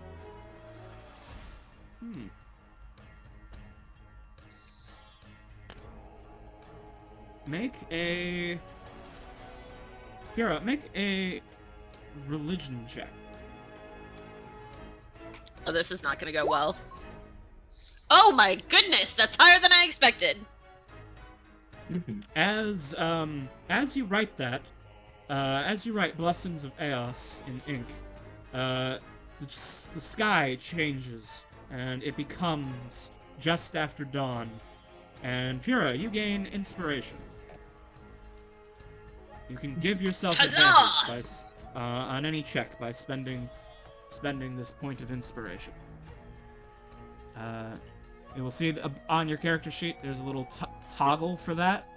And there you go. I got it. While you were Be celebrating, inspired. while you were celebrating, though, next to the body of the hero, the storyteller appears again. And the storyteller begins to speak once more. And she says, "As our hero lay defeated, the demon raises their fists to end his life. But that is not the end of this tale. For once upon a time, there was a quaint village." The storyteller then stops and looks directly at the party for the first time. Her face contorts with fear and shock. Wait. Who are you? What? No! No, what have you done? What happened? It's What have we ruined! done? He's coming! What do I do? Who's coming? The end! The end! You've ruined everything! I've been 10,000 years. No, 10,000 years is too long. 2,000 years I've been here. And it's all for nothing. If you idiots! Well, maybe Who are if you? had told us what was actually going on, and you hadn't just, you know, poofed us here, and then had ink blot wolves attack us. Me? Blanco, What? What are you? I haven't done anything. All I have done is tell the story. How did you get here? This shouldn't be possible. I don't even know. Okay, one minute I'm with my party of adventurers, and the next thing I'm like waking up and you're there and you're telling some story about wolves attacking a village and a hero defending it, and you've got illusion magic showing the story, and then actual inkblot wolves attack, and I'm with these other people. Excuse you, Jay Marianel, I knew. But these other people who I think are from the same world I am, but, you know, I'm not quite sure about Laser Dude, but, you know, he at least seems to be from the material plane, and not from this world of ink and paint. if it took you this long to notice we were here, you mustn't have been paying that much attention. Mm-hmm. It's a very crappy story, after all. Wait, how many times... Wait. No. If you've been here for No. 2,000 years, how many times have you told this story? How many people have you summoned to die from these inkblot demons? No, you don't understand. You don't understand. I didn't summon you here. It wasn't my doing. You're not... No one's supposed to be here. But Storyteller looks Who are you? looks to Emma and says, "Do you even know where you are? Do you even know what this is?" No, not we don't. particularly. So I'm more than happy to leave if you can get us out of here. It's too late now. He's coming. I can't stop him now. Explain. Do you mind explain telling us who yourself. he is? And if he's void? That'd be really helpful. Oh, you fight the void The too. end. of the story, The end. The like void of... manifested. Void of what? Finish your statement. The end. The void of stories. Where is All he? right. He'll be here soon. You've killed... He's coming you've for killed, us. You've killed the demon. The story is nearing its end. You don't understand. This story... The reason it's cliche, the reason it's simple, is because it is the first hero's story. Like the first hero If- as in the first hero that ever was? The first one that was ever written down. This scroll is ancient. This is the first story of a hero that was put to ink. And the enemy wants to destroy it. If they do, all of literature will be lost. I have been battling the end, keeping the story going for 2,000 years. I don't know how you got here. I don't know who brought you here. What act of the fates has brought this to be. But you have no choice now. You have Feeler at this to point. fight the end. We've got time to prepare then. Feeler looks at her own amulet that she got recently and just says, I have some feeling that something must have gone wrong. Maybe. And then You say we don't have a choice but to fight. But if one of those void things is here, that's the choice I'd make anyway. I've got a bit of a score to settle with him. we should be preparing. Question. Who here? Okay, they're going to come for us, you would say. Yes? Would they come for us, storyteller? What was the question? Will the void will that end of story time come for us here if we stay? Or do we have to hunt it? What would you say? What would she say? What's her advice? He'll be here soon. Understood. As she says that, you feel as if the world is getting a little darker around you. As if Oh, lovely. things were beginning to fade to black. Can I, as that's happening, can I quickly, like, run over to the bush and jump inside of it and sort of yell at everybody? Get into positions! Prepare yourselves! Prepare whatever, any spells, whatever you have. Get ready to murder something. And then he's gonna get very quiet and still and try to take the hide action. Storyteller, the ink. The sky changed when I wrote Blessings of Eos. Can you write a new ending to the story using the ink?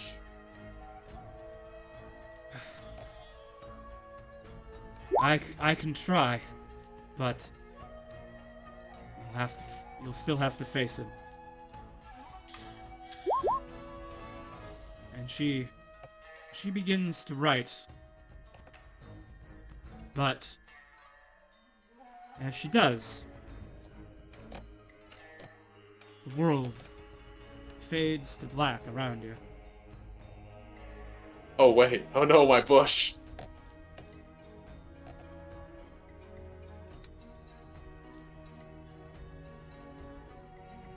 And you all find yourself in a new location. Oh, god damn it. But I was hiding. Oh.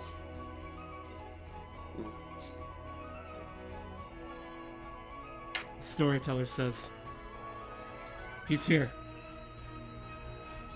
We've reached the end of the tale. I will do what I can to shape the story in your favor. But you must fight him. The storyteller cannot defeat the end." At the front of this black church, you see a wispy man, serious in demeanor. He looks like black ink. He wields a massive sword in one hand. Before you, you see the end. The void of stories.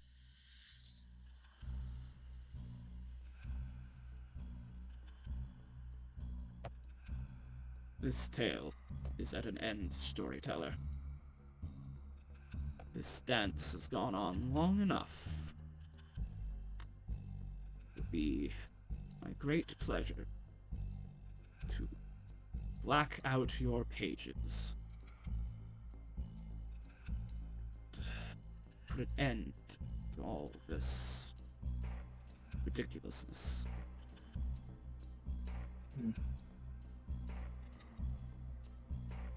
Do any of you have anything to say to the end? Well, certainly, if one story ends, another will always be created. There will never be an end to the storytelling. I believe that you have met your match with those who are making their stories of their own. So, before he can reply to Emma's funny line of dialogue, Blanco's gonna shoot the guy because he doesn't believe in letting void creatures monologue. All right. He knows that you shouldn't let them monologue. All right. How was you? So, Do not let Pugno Hazards talk. the first thing I should let you know. This creature has two traits I need to tell you about before the fights, before any tactics checks are even made. And the Void of Stories is capable of causing void death. Any creature killed by the end suffers void death. 2. End is ruthless. He will attempt to bring an end to your story if he has the opportunity. You are unconscious, and he has the action economy. He will, unless he has a very good strategic reason not to, move to finish you. Pro tip, don't die. That's a good plan. Good suggestion. Let's roll with it. And the weapons start. Ah, he flubbed this it. You love to This is see about it. to be terrible. Oh god, I flubbed my roll, but thankfully. I've just accepted the fact that I will never play a character that has a really good initiative or a really high dex. Let's go! I go before him. The worst thing, the funny thing about Blanco is my final build form should have like a plus 17 to his initiative.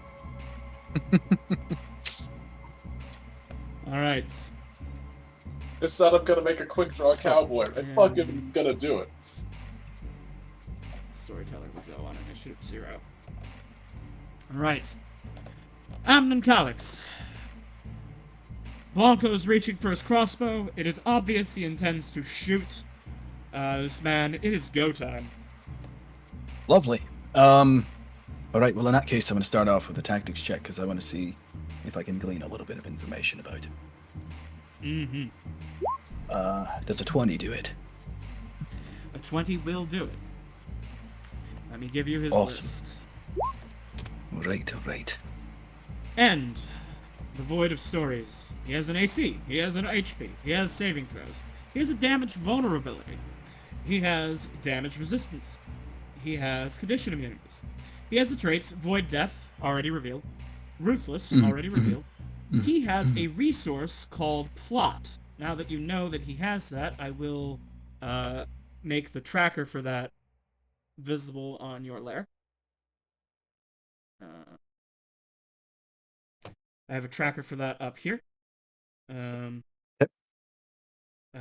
is currently That looks at terrifying.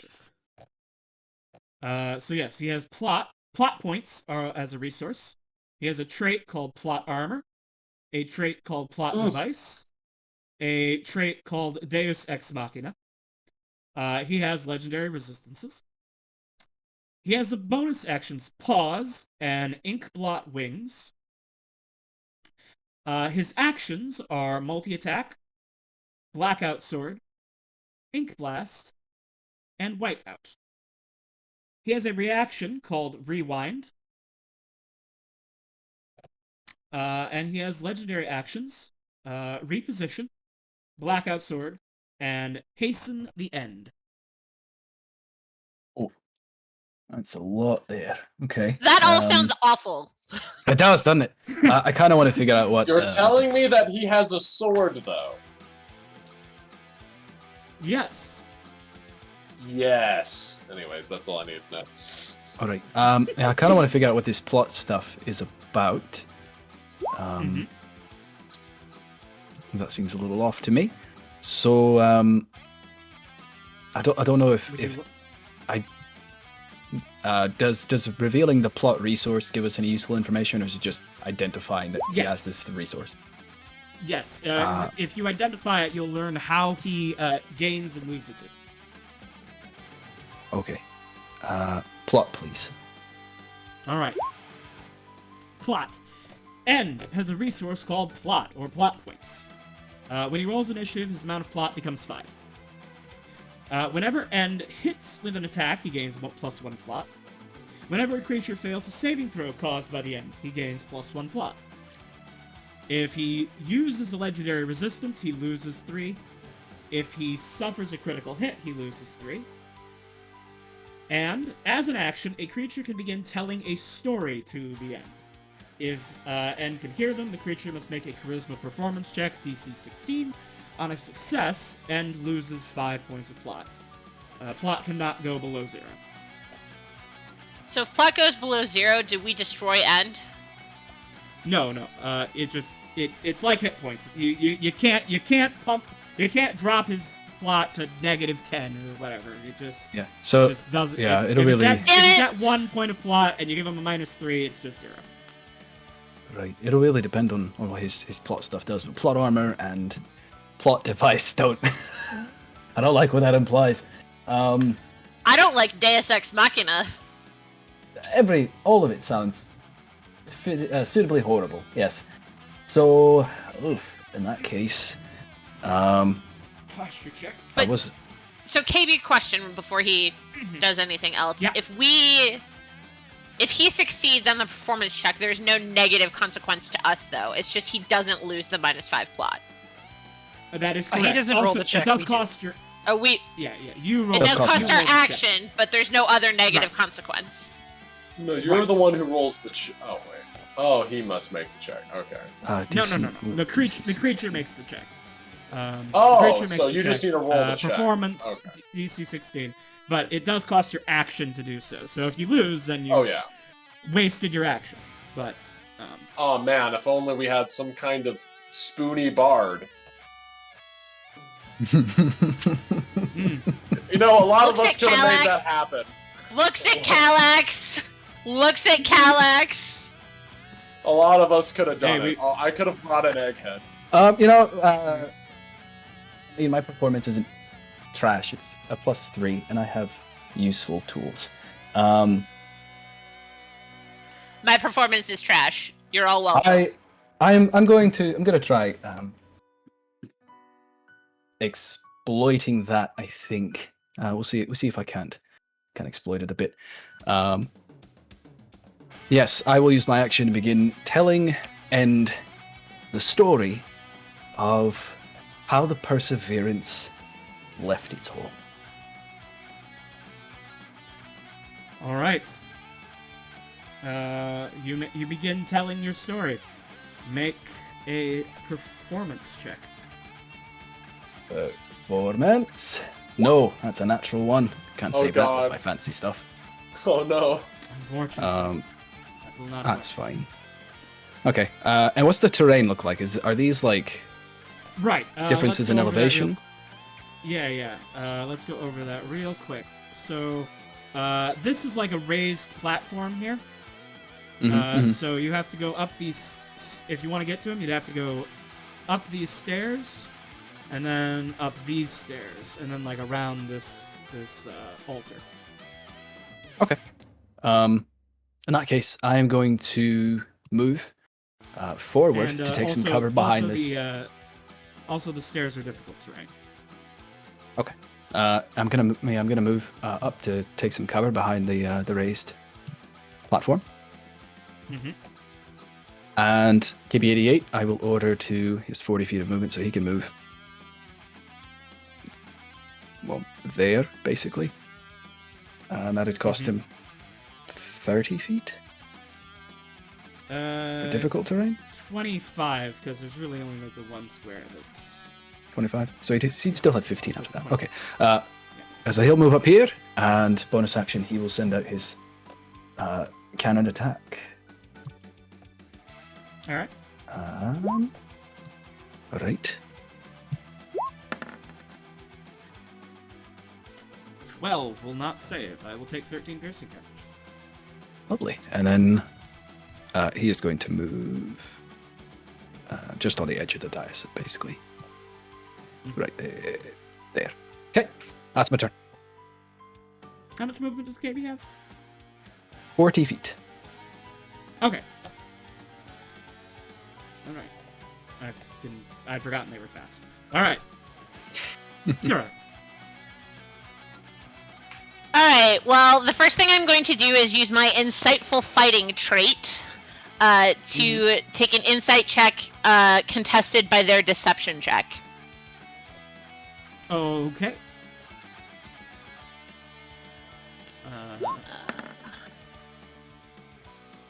6.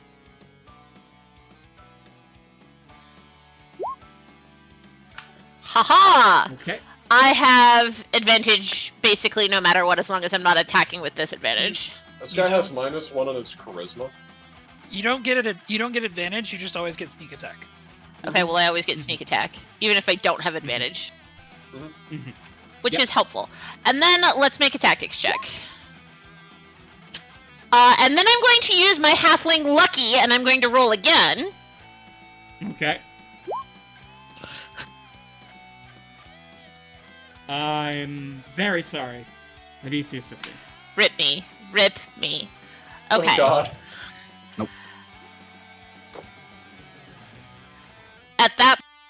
At this point, I am going to.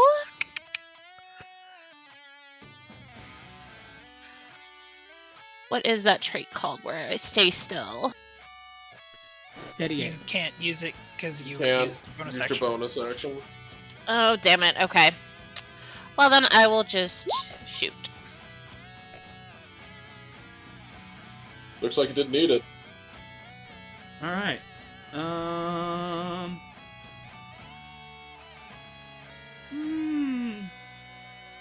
wait. Hold on. Okay. Yep. With your insight thing, you have sneak attack, so that is that's sneak attack damage, and then the 12 additional damage. All right, damage dealt. That's such a tiny movement of his bar.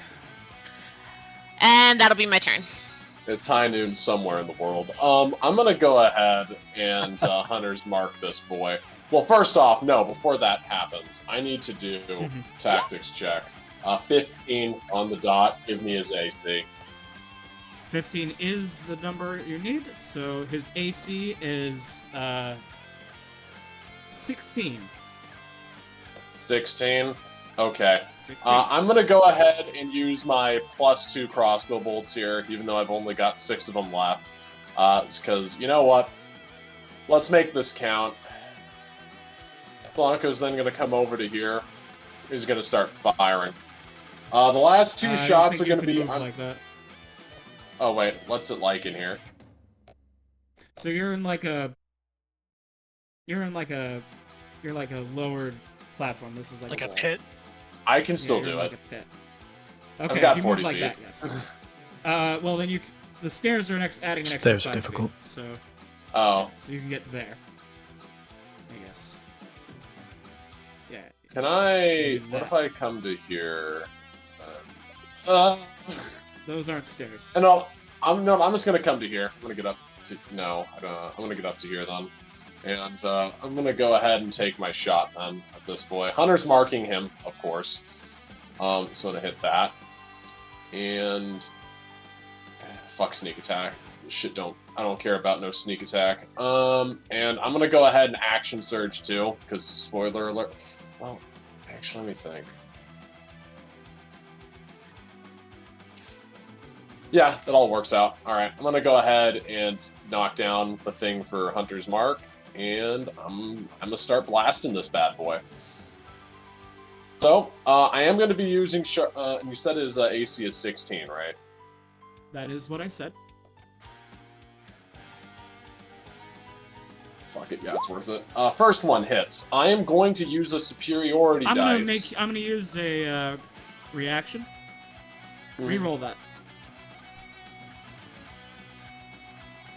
Okay. I hate this. Anyways, 14, that's my you turn. missed. Anyway. Okay, next one. 19, does that hit? Yes. Okay, I'm gonna use a reaction. I'm gonna use a superiority dice to whatchamacallit. Let me look this up. Disarming strike. Okay. That one thing I never use. It's happening. So let me look up the maneuvers. Let me look up the save DC, 'cause I'm pretty sure it's based off my dex, but I never use it.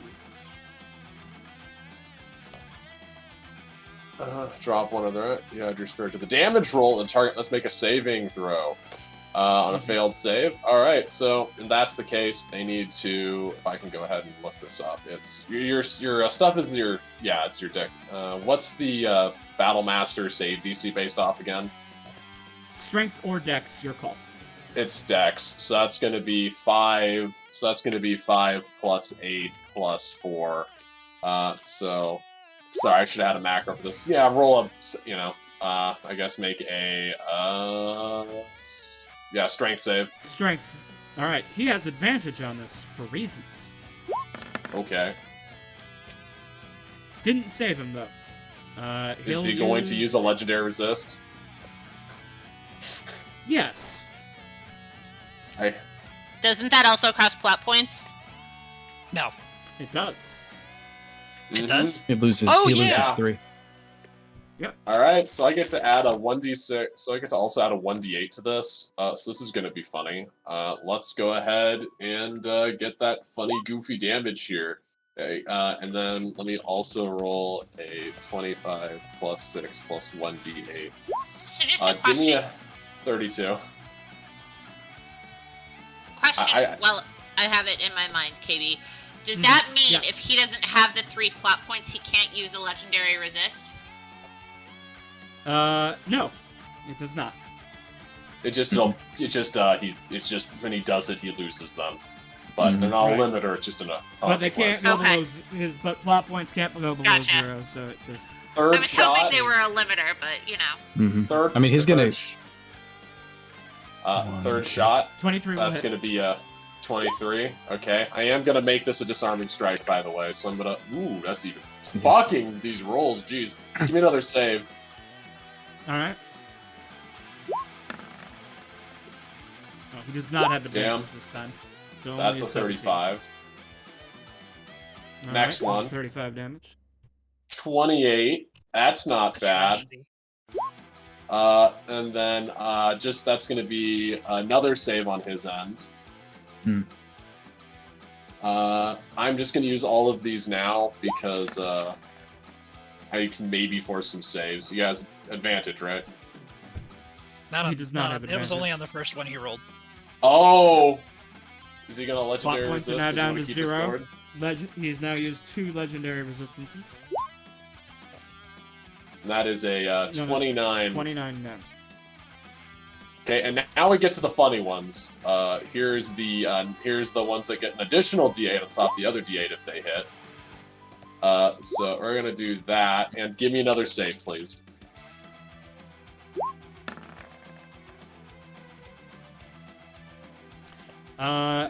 He'll drop his sword.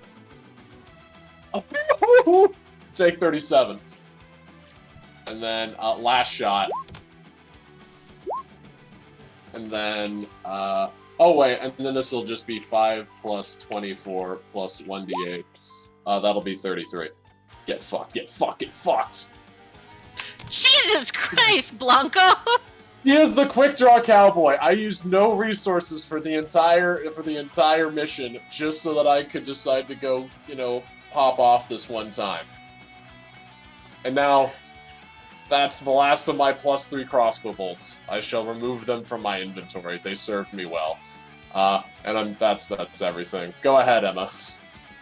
Alright, hold on. He's gonna use some legendary actions. Oh no. Specifically, he is going to use Hasten the End.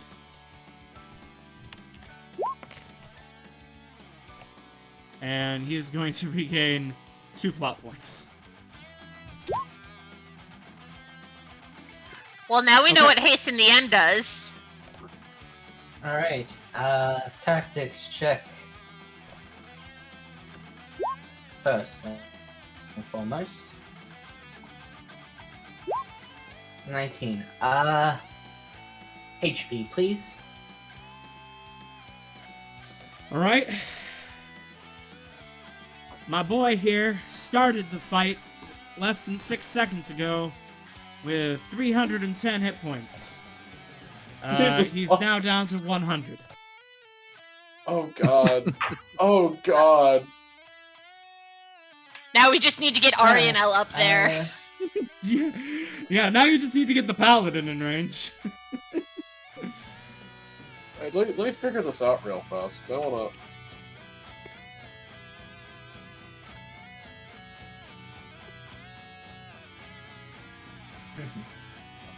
But it is Emma's turn. I did 166! Fuck! Hmm. The worst part is, I should not have hit with that many. but that's still that's insane. Jesus. Mhm. Jesus. Okay. Right. What does that sword do? That he just dropped. All right. The blackout sword. It is an attack, and it does like this. It does D10 plus 4 slashing damage and 2d10 necrotic damage. Ooh, nice. You can Okay, see then. that he has a plus 11. Sorry, a plus 9 to hit with it. Alright, 5 feet of reach. I'm gonna use my bonus action to teleport up Alright. there. Teleport up to here. Okay. Needs to Right, step up and then to the I'm gonna wall. grab that sword. Alright. Yep, and Alright. for my main Item interaction, action, you pick I up his sword. will. What's up? You do it That's as an your item interaction, you gives pick you up the his sword. sword. Yep, and for my main action, I shall I will dodge.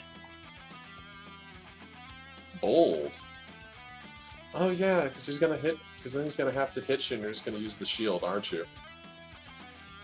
Maybe if I have shield. You're a wizard. Alright. Alright, he's What- going to what- use his, he's gonna use his last legendary action. No, he's not gonna do that yet. He'll do that after Arianel's turn. Arianel, your turn.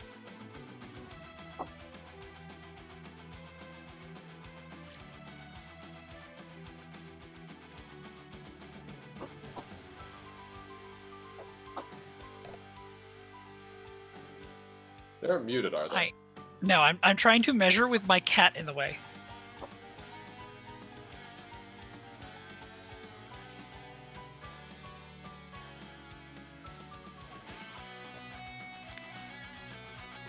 So what's the speed of your horse? 60 feet? Oh wait, I'm dumb. With the dash action, it's fine. It's 60 feet, and then Right, dash yeah. is 120. Right. So, I mean, this is like 90 feet. So you've got like, 2 sets of stairs to climb, each adding an additional 5 feet. So you're fine. Unless you were intending to dismount there. I was intending to dismount with the horse. Okay. Yeah, back. Okay. And They then can we and will are- avoid death pets. Yes. Okay. Gearing up a Searing Smite. Yep. So that is a first level, so that'll be an extra D6. And we're gonna swing. I assume this guy's evil, right? Yes. I assume he's not a Fae. He is not a Fae. He is a Void thing. 16 hits.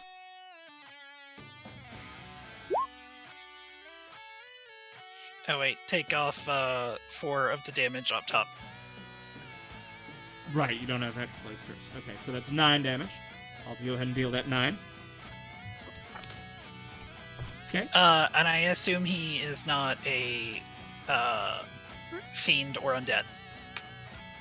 Or demon, rather. He is not a fiend or undead, but if you are asking for the purposes of a paladin smite, I am. paladins do get the extra D8 damage against void things. Okay. They're worse than undead. They're abominations to reality itself. Mm-hmm. That last 5 is fire damage, and then the rest is radiant. Ooh. Okay. Neither of those damage types are relevant here, but in this case. So, good to know that. Alright, 25 damage dealt. And that is a miss. 12 will miss. Yep. He's looking a bit green around the gills, isn't he? That will end my turn. Alright. He is going to use his last legendary action at the end of your turn in order to reposition, which allows him to move his speed without provoking attacks of opportunity. He's going to use that to move up onto the altar with the reposition. And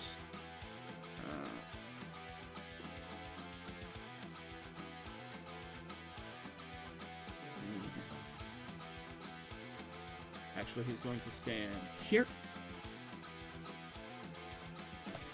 And then he will begin his turn. His legendary actions recharge to 3. And he will then use his ability Whiteout. From the end, a torrent of magical white ink floods from his body in all directions around him. All creatures within 10 feet, that's you two and the horse, Dusk, must make strength saving throws, DC... well, I guess I'll just click the ability. So you're looking at 29 acid damage. All creatures within 10 feet of the end take 3d12 acid damage. Must make a strength saving throw, DC 18. Or be pushed 15 feet away from the end and be knocked prone. Emma and the horse do also get a +5. Yes. Oh, I got a +5. Right. I am certainly glad.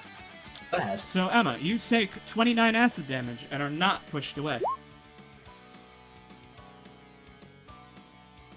I'm not actually gonna roll for the horse. The horse dies. The horse has like fucking 8 HP or something really small.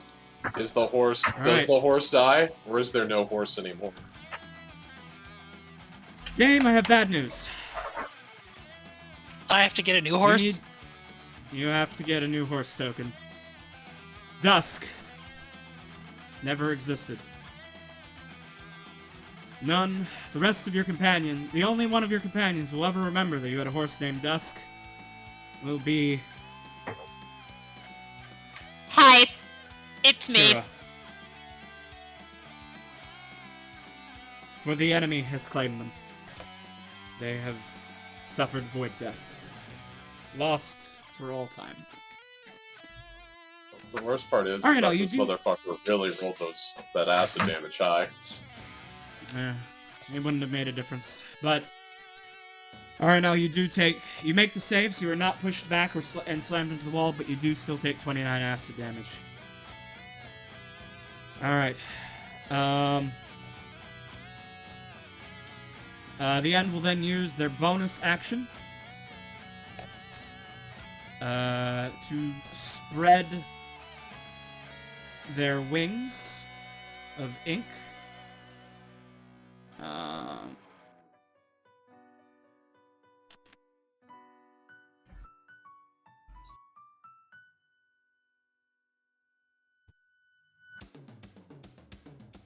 And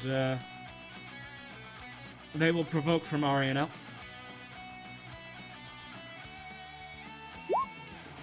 Damn it! And they will fly over here next to Blanco. Oh, I wonder why. I wonder why. Alright.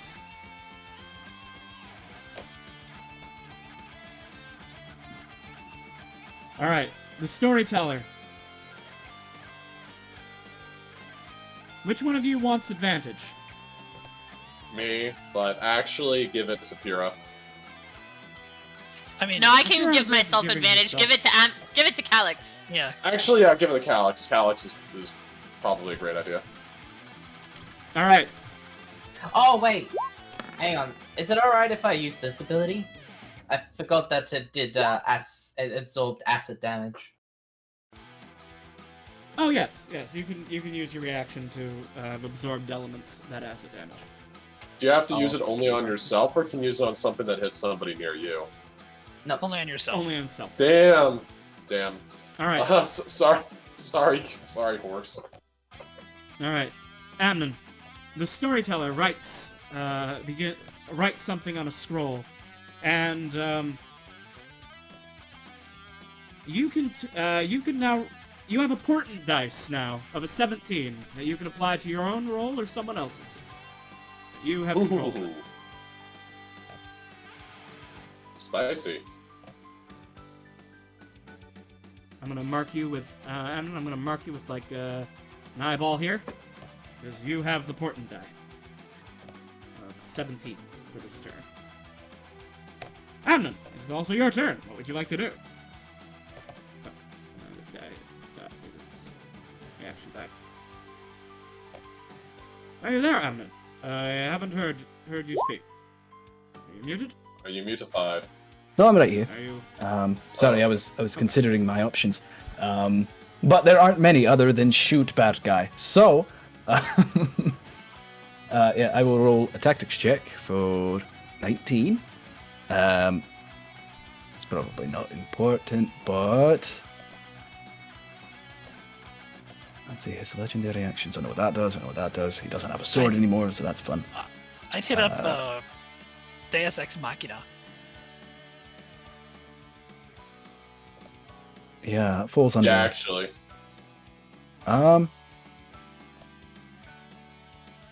Sure, I'll look up Deus Ex Machina.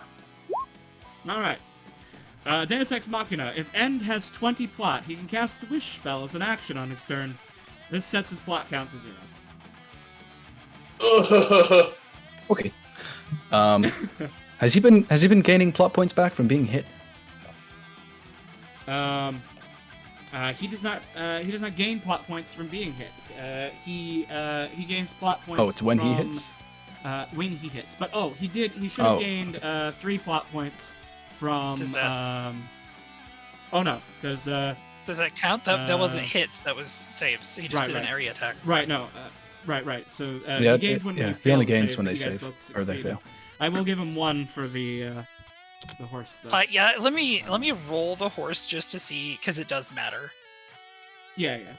Well, I'm pretty sure he's not going to survive to this next turn, but Just in case. Right. just in I'm case just gonna it make a full round of attacks. No point in. The horse saved! God damn it! All right. What horse? There was never a horse, but I didn't gain a plot point, so all right. Dusk coming in clutch Ghost. even as he dies. Doesn't hit. That could hit, though. No, you have to use You already portent rolled it. before you Oh, make the you roll. do. Fair. So I'll do that now on my second attack because I want it to hit. Okay. Important for an automatic hit. Yeah, I will only deal 16 points of damage, and then we will bonus action. I think it's better to try my offhand. So I'll try to hit with the offhand. That's 21. All right. I'm gonna go ahead and use my reaction there. No, I'm gonna save it. Right? Oh, So yeah. 21 hits. And that's going to be for 13 points of radiant damage. Okay. 13 damage. I'm also going to move a bit. Just a little closer, right there. And KB88 is going to move right over beside him. And dodge.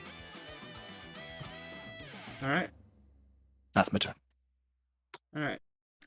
He's gonna Sure. use hasten the end again.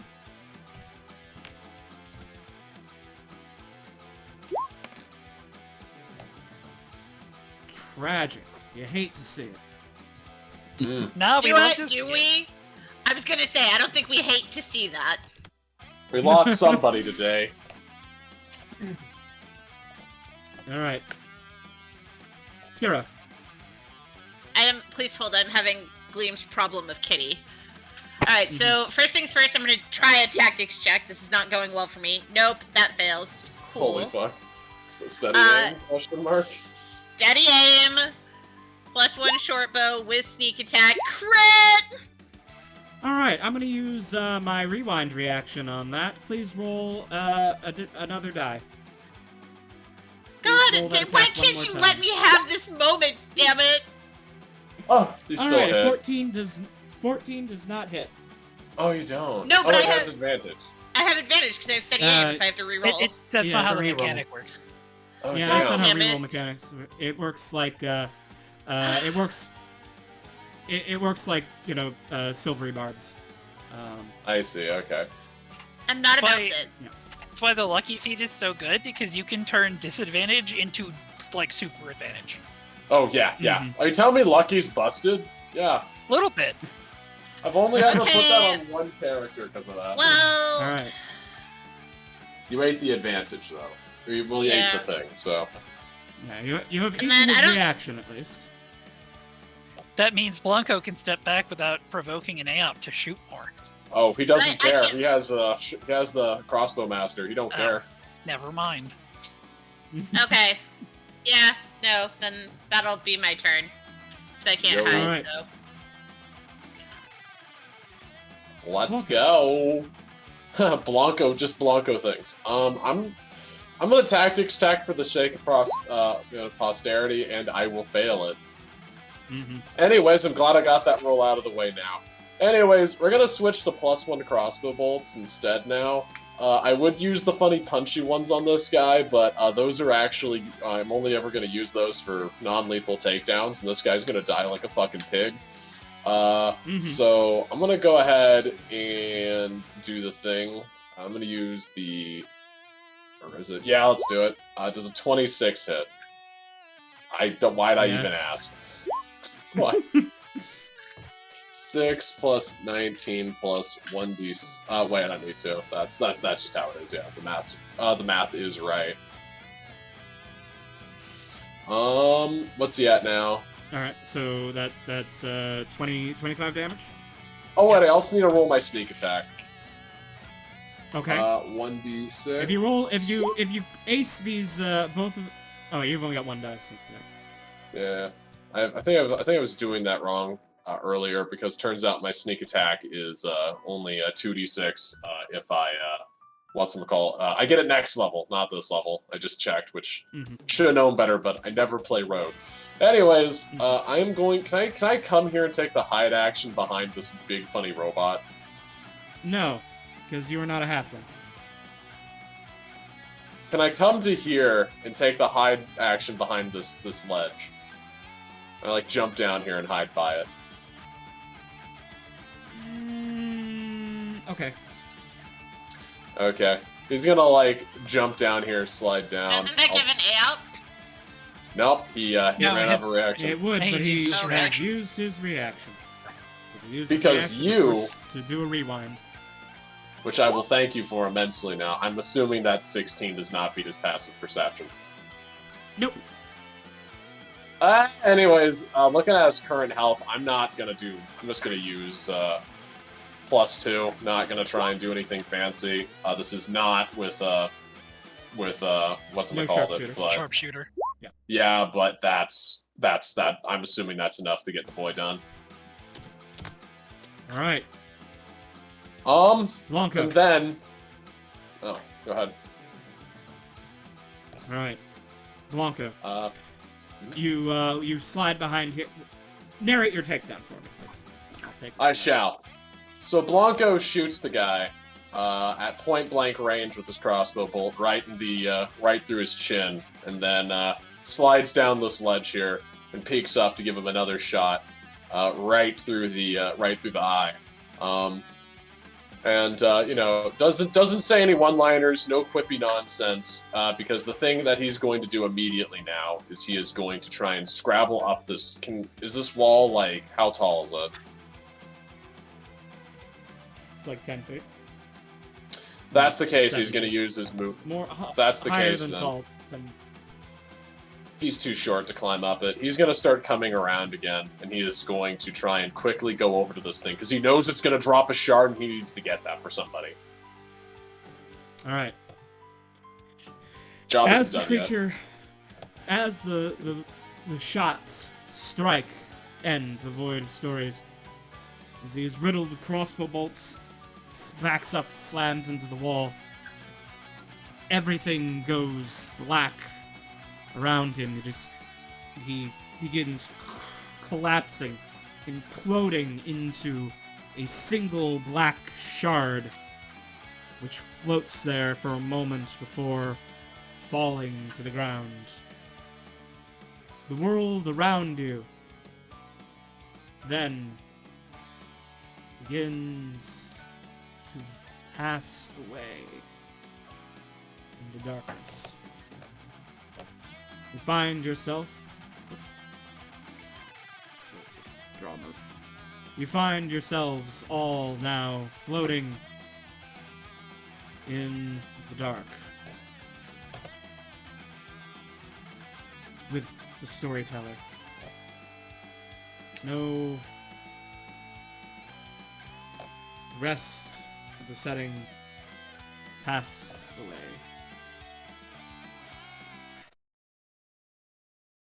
Blanco, you walk up and you grab the shard. You have a shard of no thing in your hand. Should I put down What do who you it do with is? Yeah. He is simply going to put it in his pocket, and he is not going to say a word.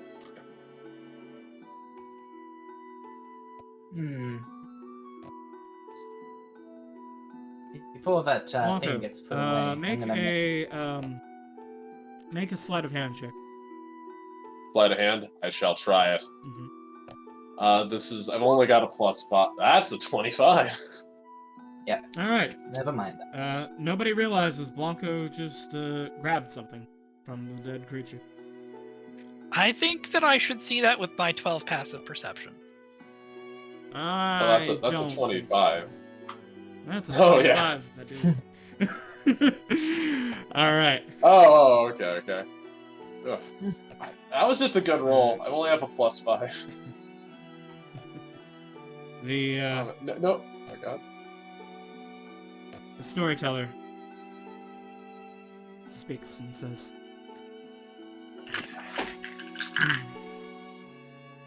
"Sorry, I snapped at you before. It seems whatever you were doing here, whoever brought you here, knew what they were doing."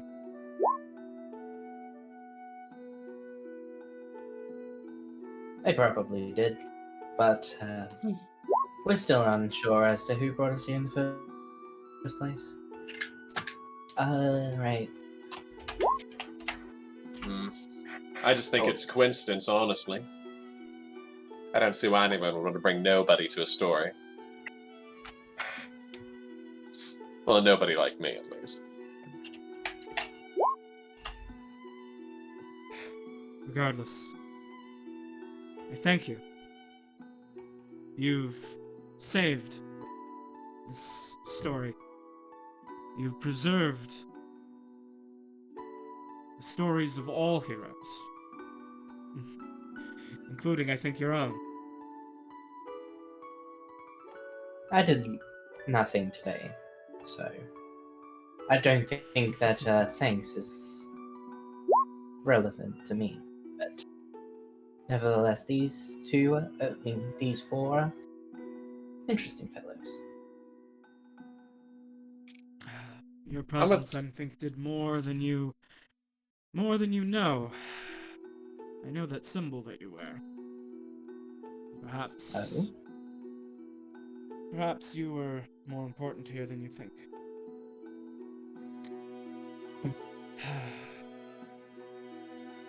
It feels so good to be free. There must be so many new stories I've missed out on. So many writers to inspire. Oh. Oh, this one is quite interesting. Oh. Apollo has been taking over for me in my absence, it seems. He has something interesting planned. Oh, Eos isn't going to like that one. Oh, do tell more, please. That seems like quite the entertaining tale. Yes. Can't just tease like that, can you? I can't. I shouldn't spoil. But I hate surprises. It is fate. Perhaps fate not to. Regardless, I thank you. I thank you, heroes. I think I have some rewards for each of you. She reaches into her bag, and before she pulls out, before you see what it is she has in store, each of you wake up, back among your own parties and your own adventures. As you look, before you can dismiss it as a dream, each of you will find in your hand or on your bed next to you an item that was not there before. A gift from the storyteller. Patron stories. Ooh. And I will reveal what each of you get during your own next session. Whenever you complete your next long rest, you will receive your bonus reward for completing today's adventure. Must ask, though, Additionally- what happens to that funny additionally- sword?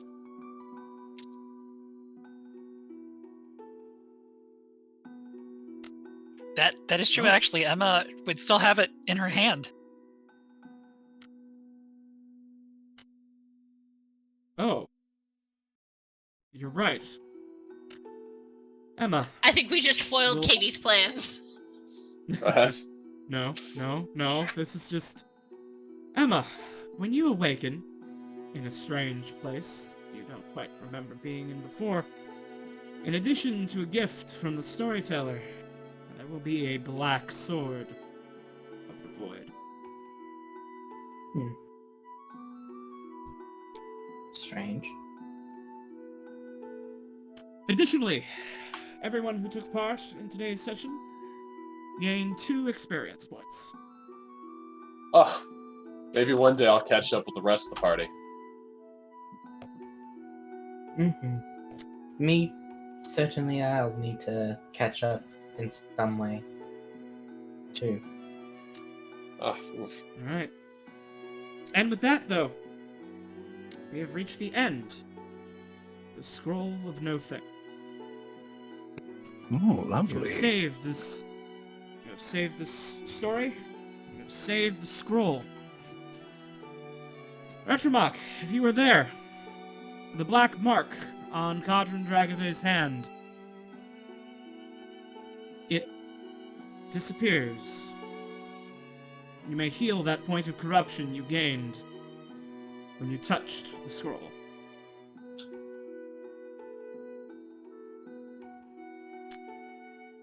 But everyone else, this is the end. We Can you did go it. ahead and take us to the stream ending page? Do I'm we get gonna go any ahead. principal action points for defeating a void Well, Negative. character? Damn. Fair.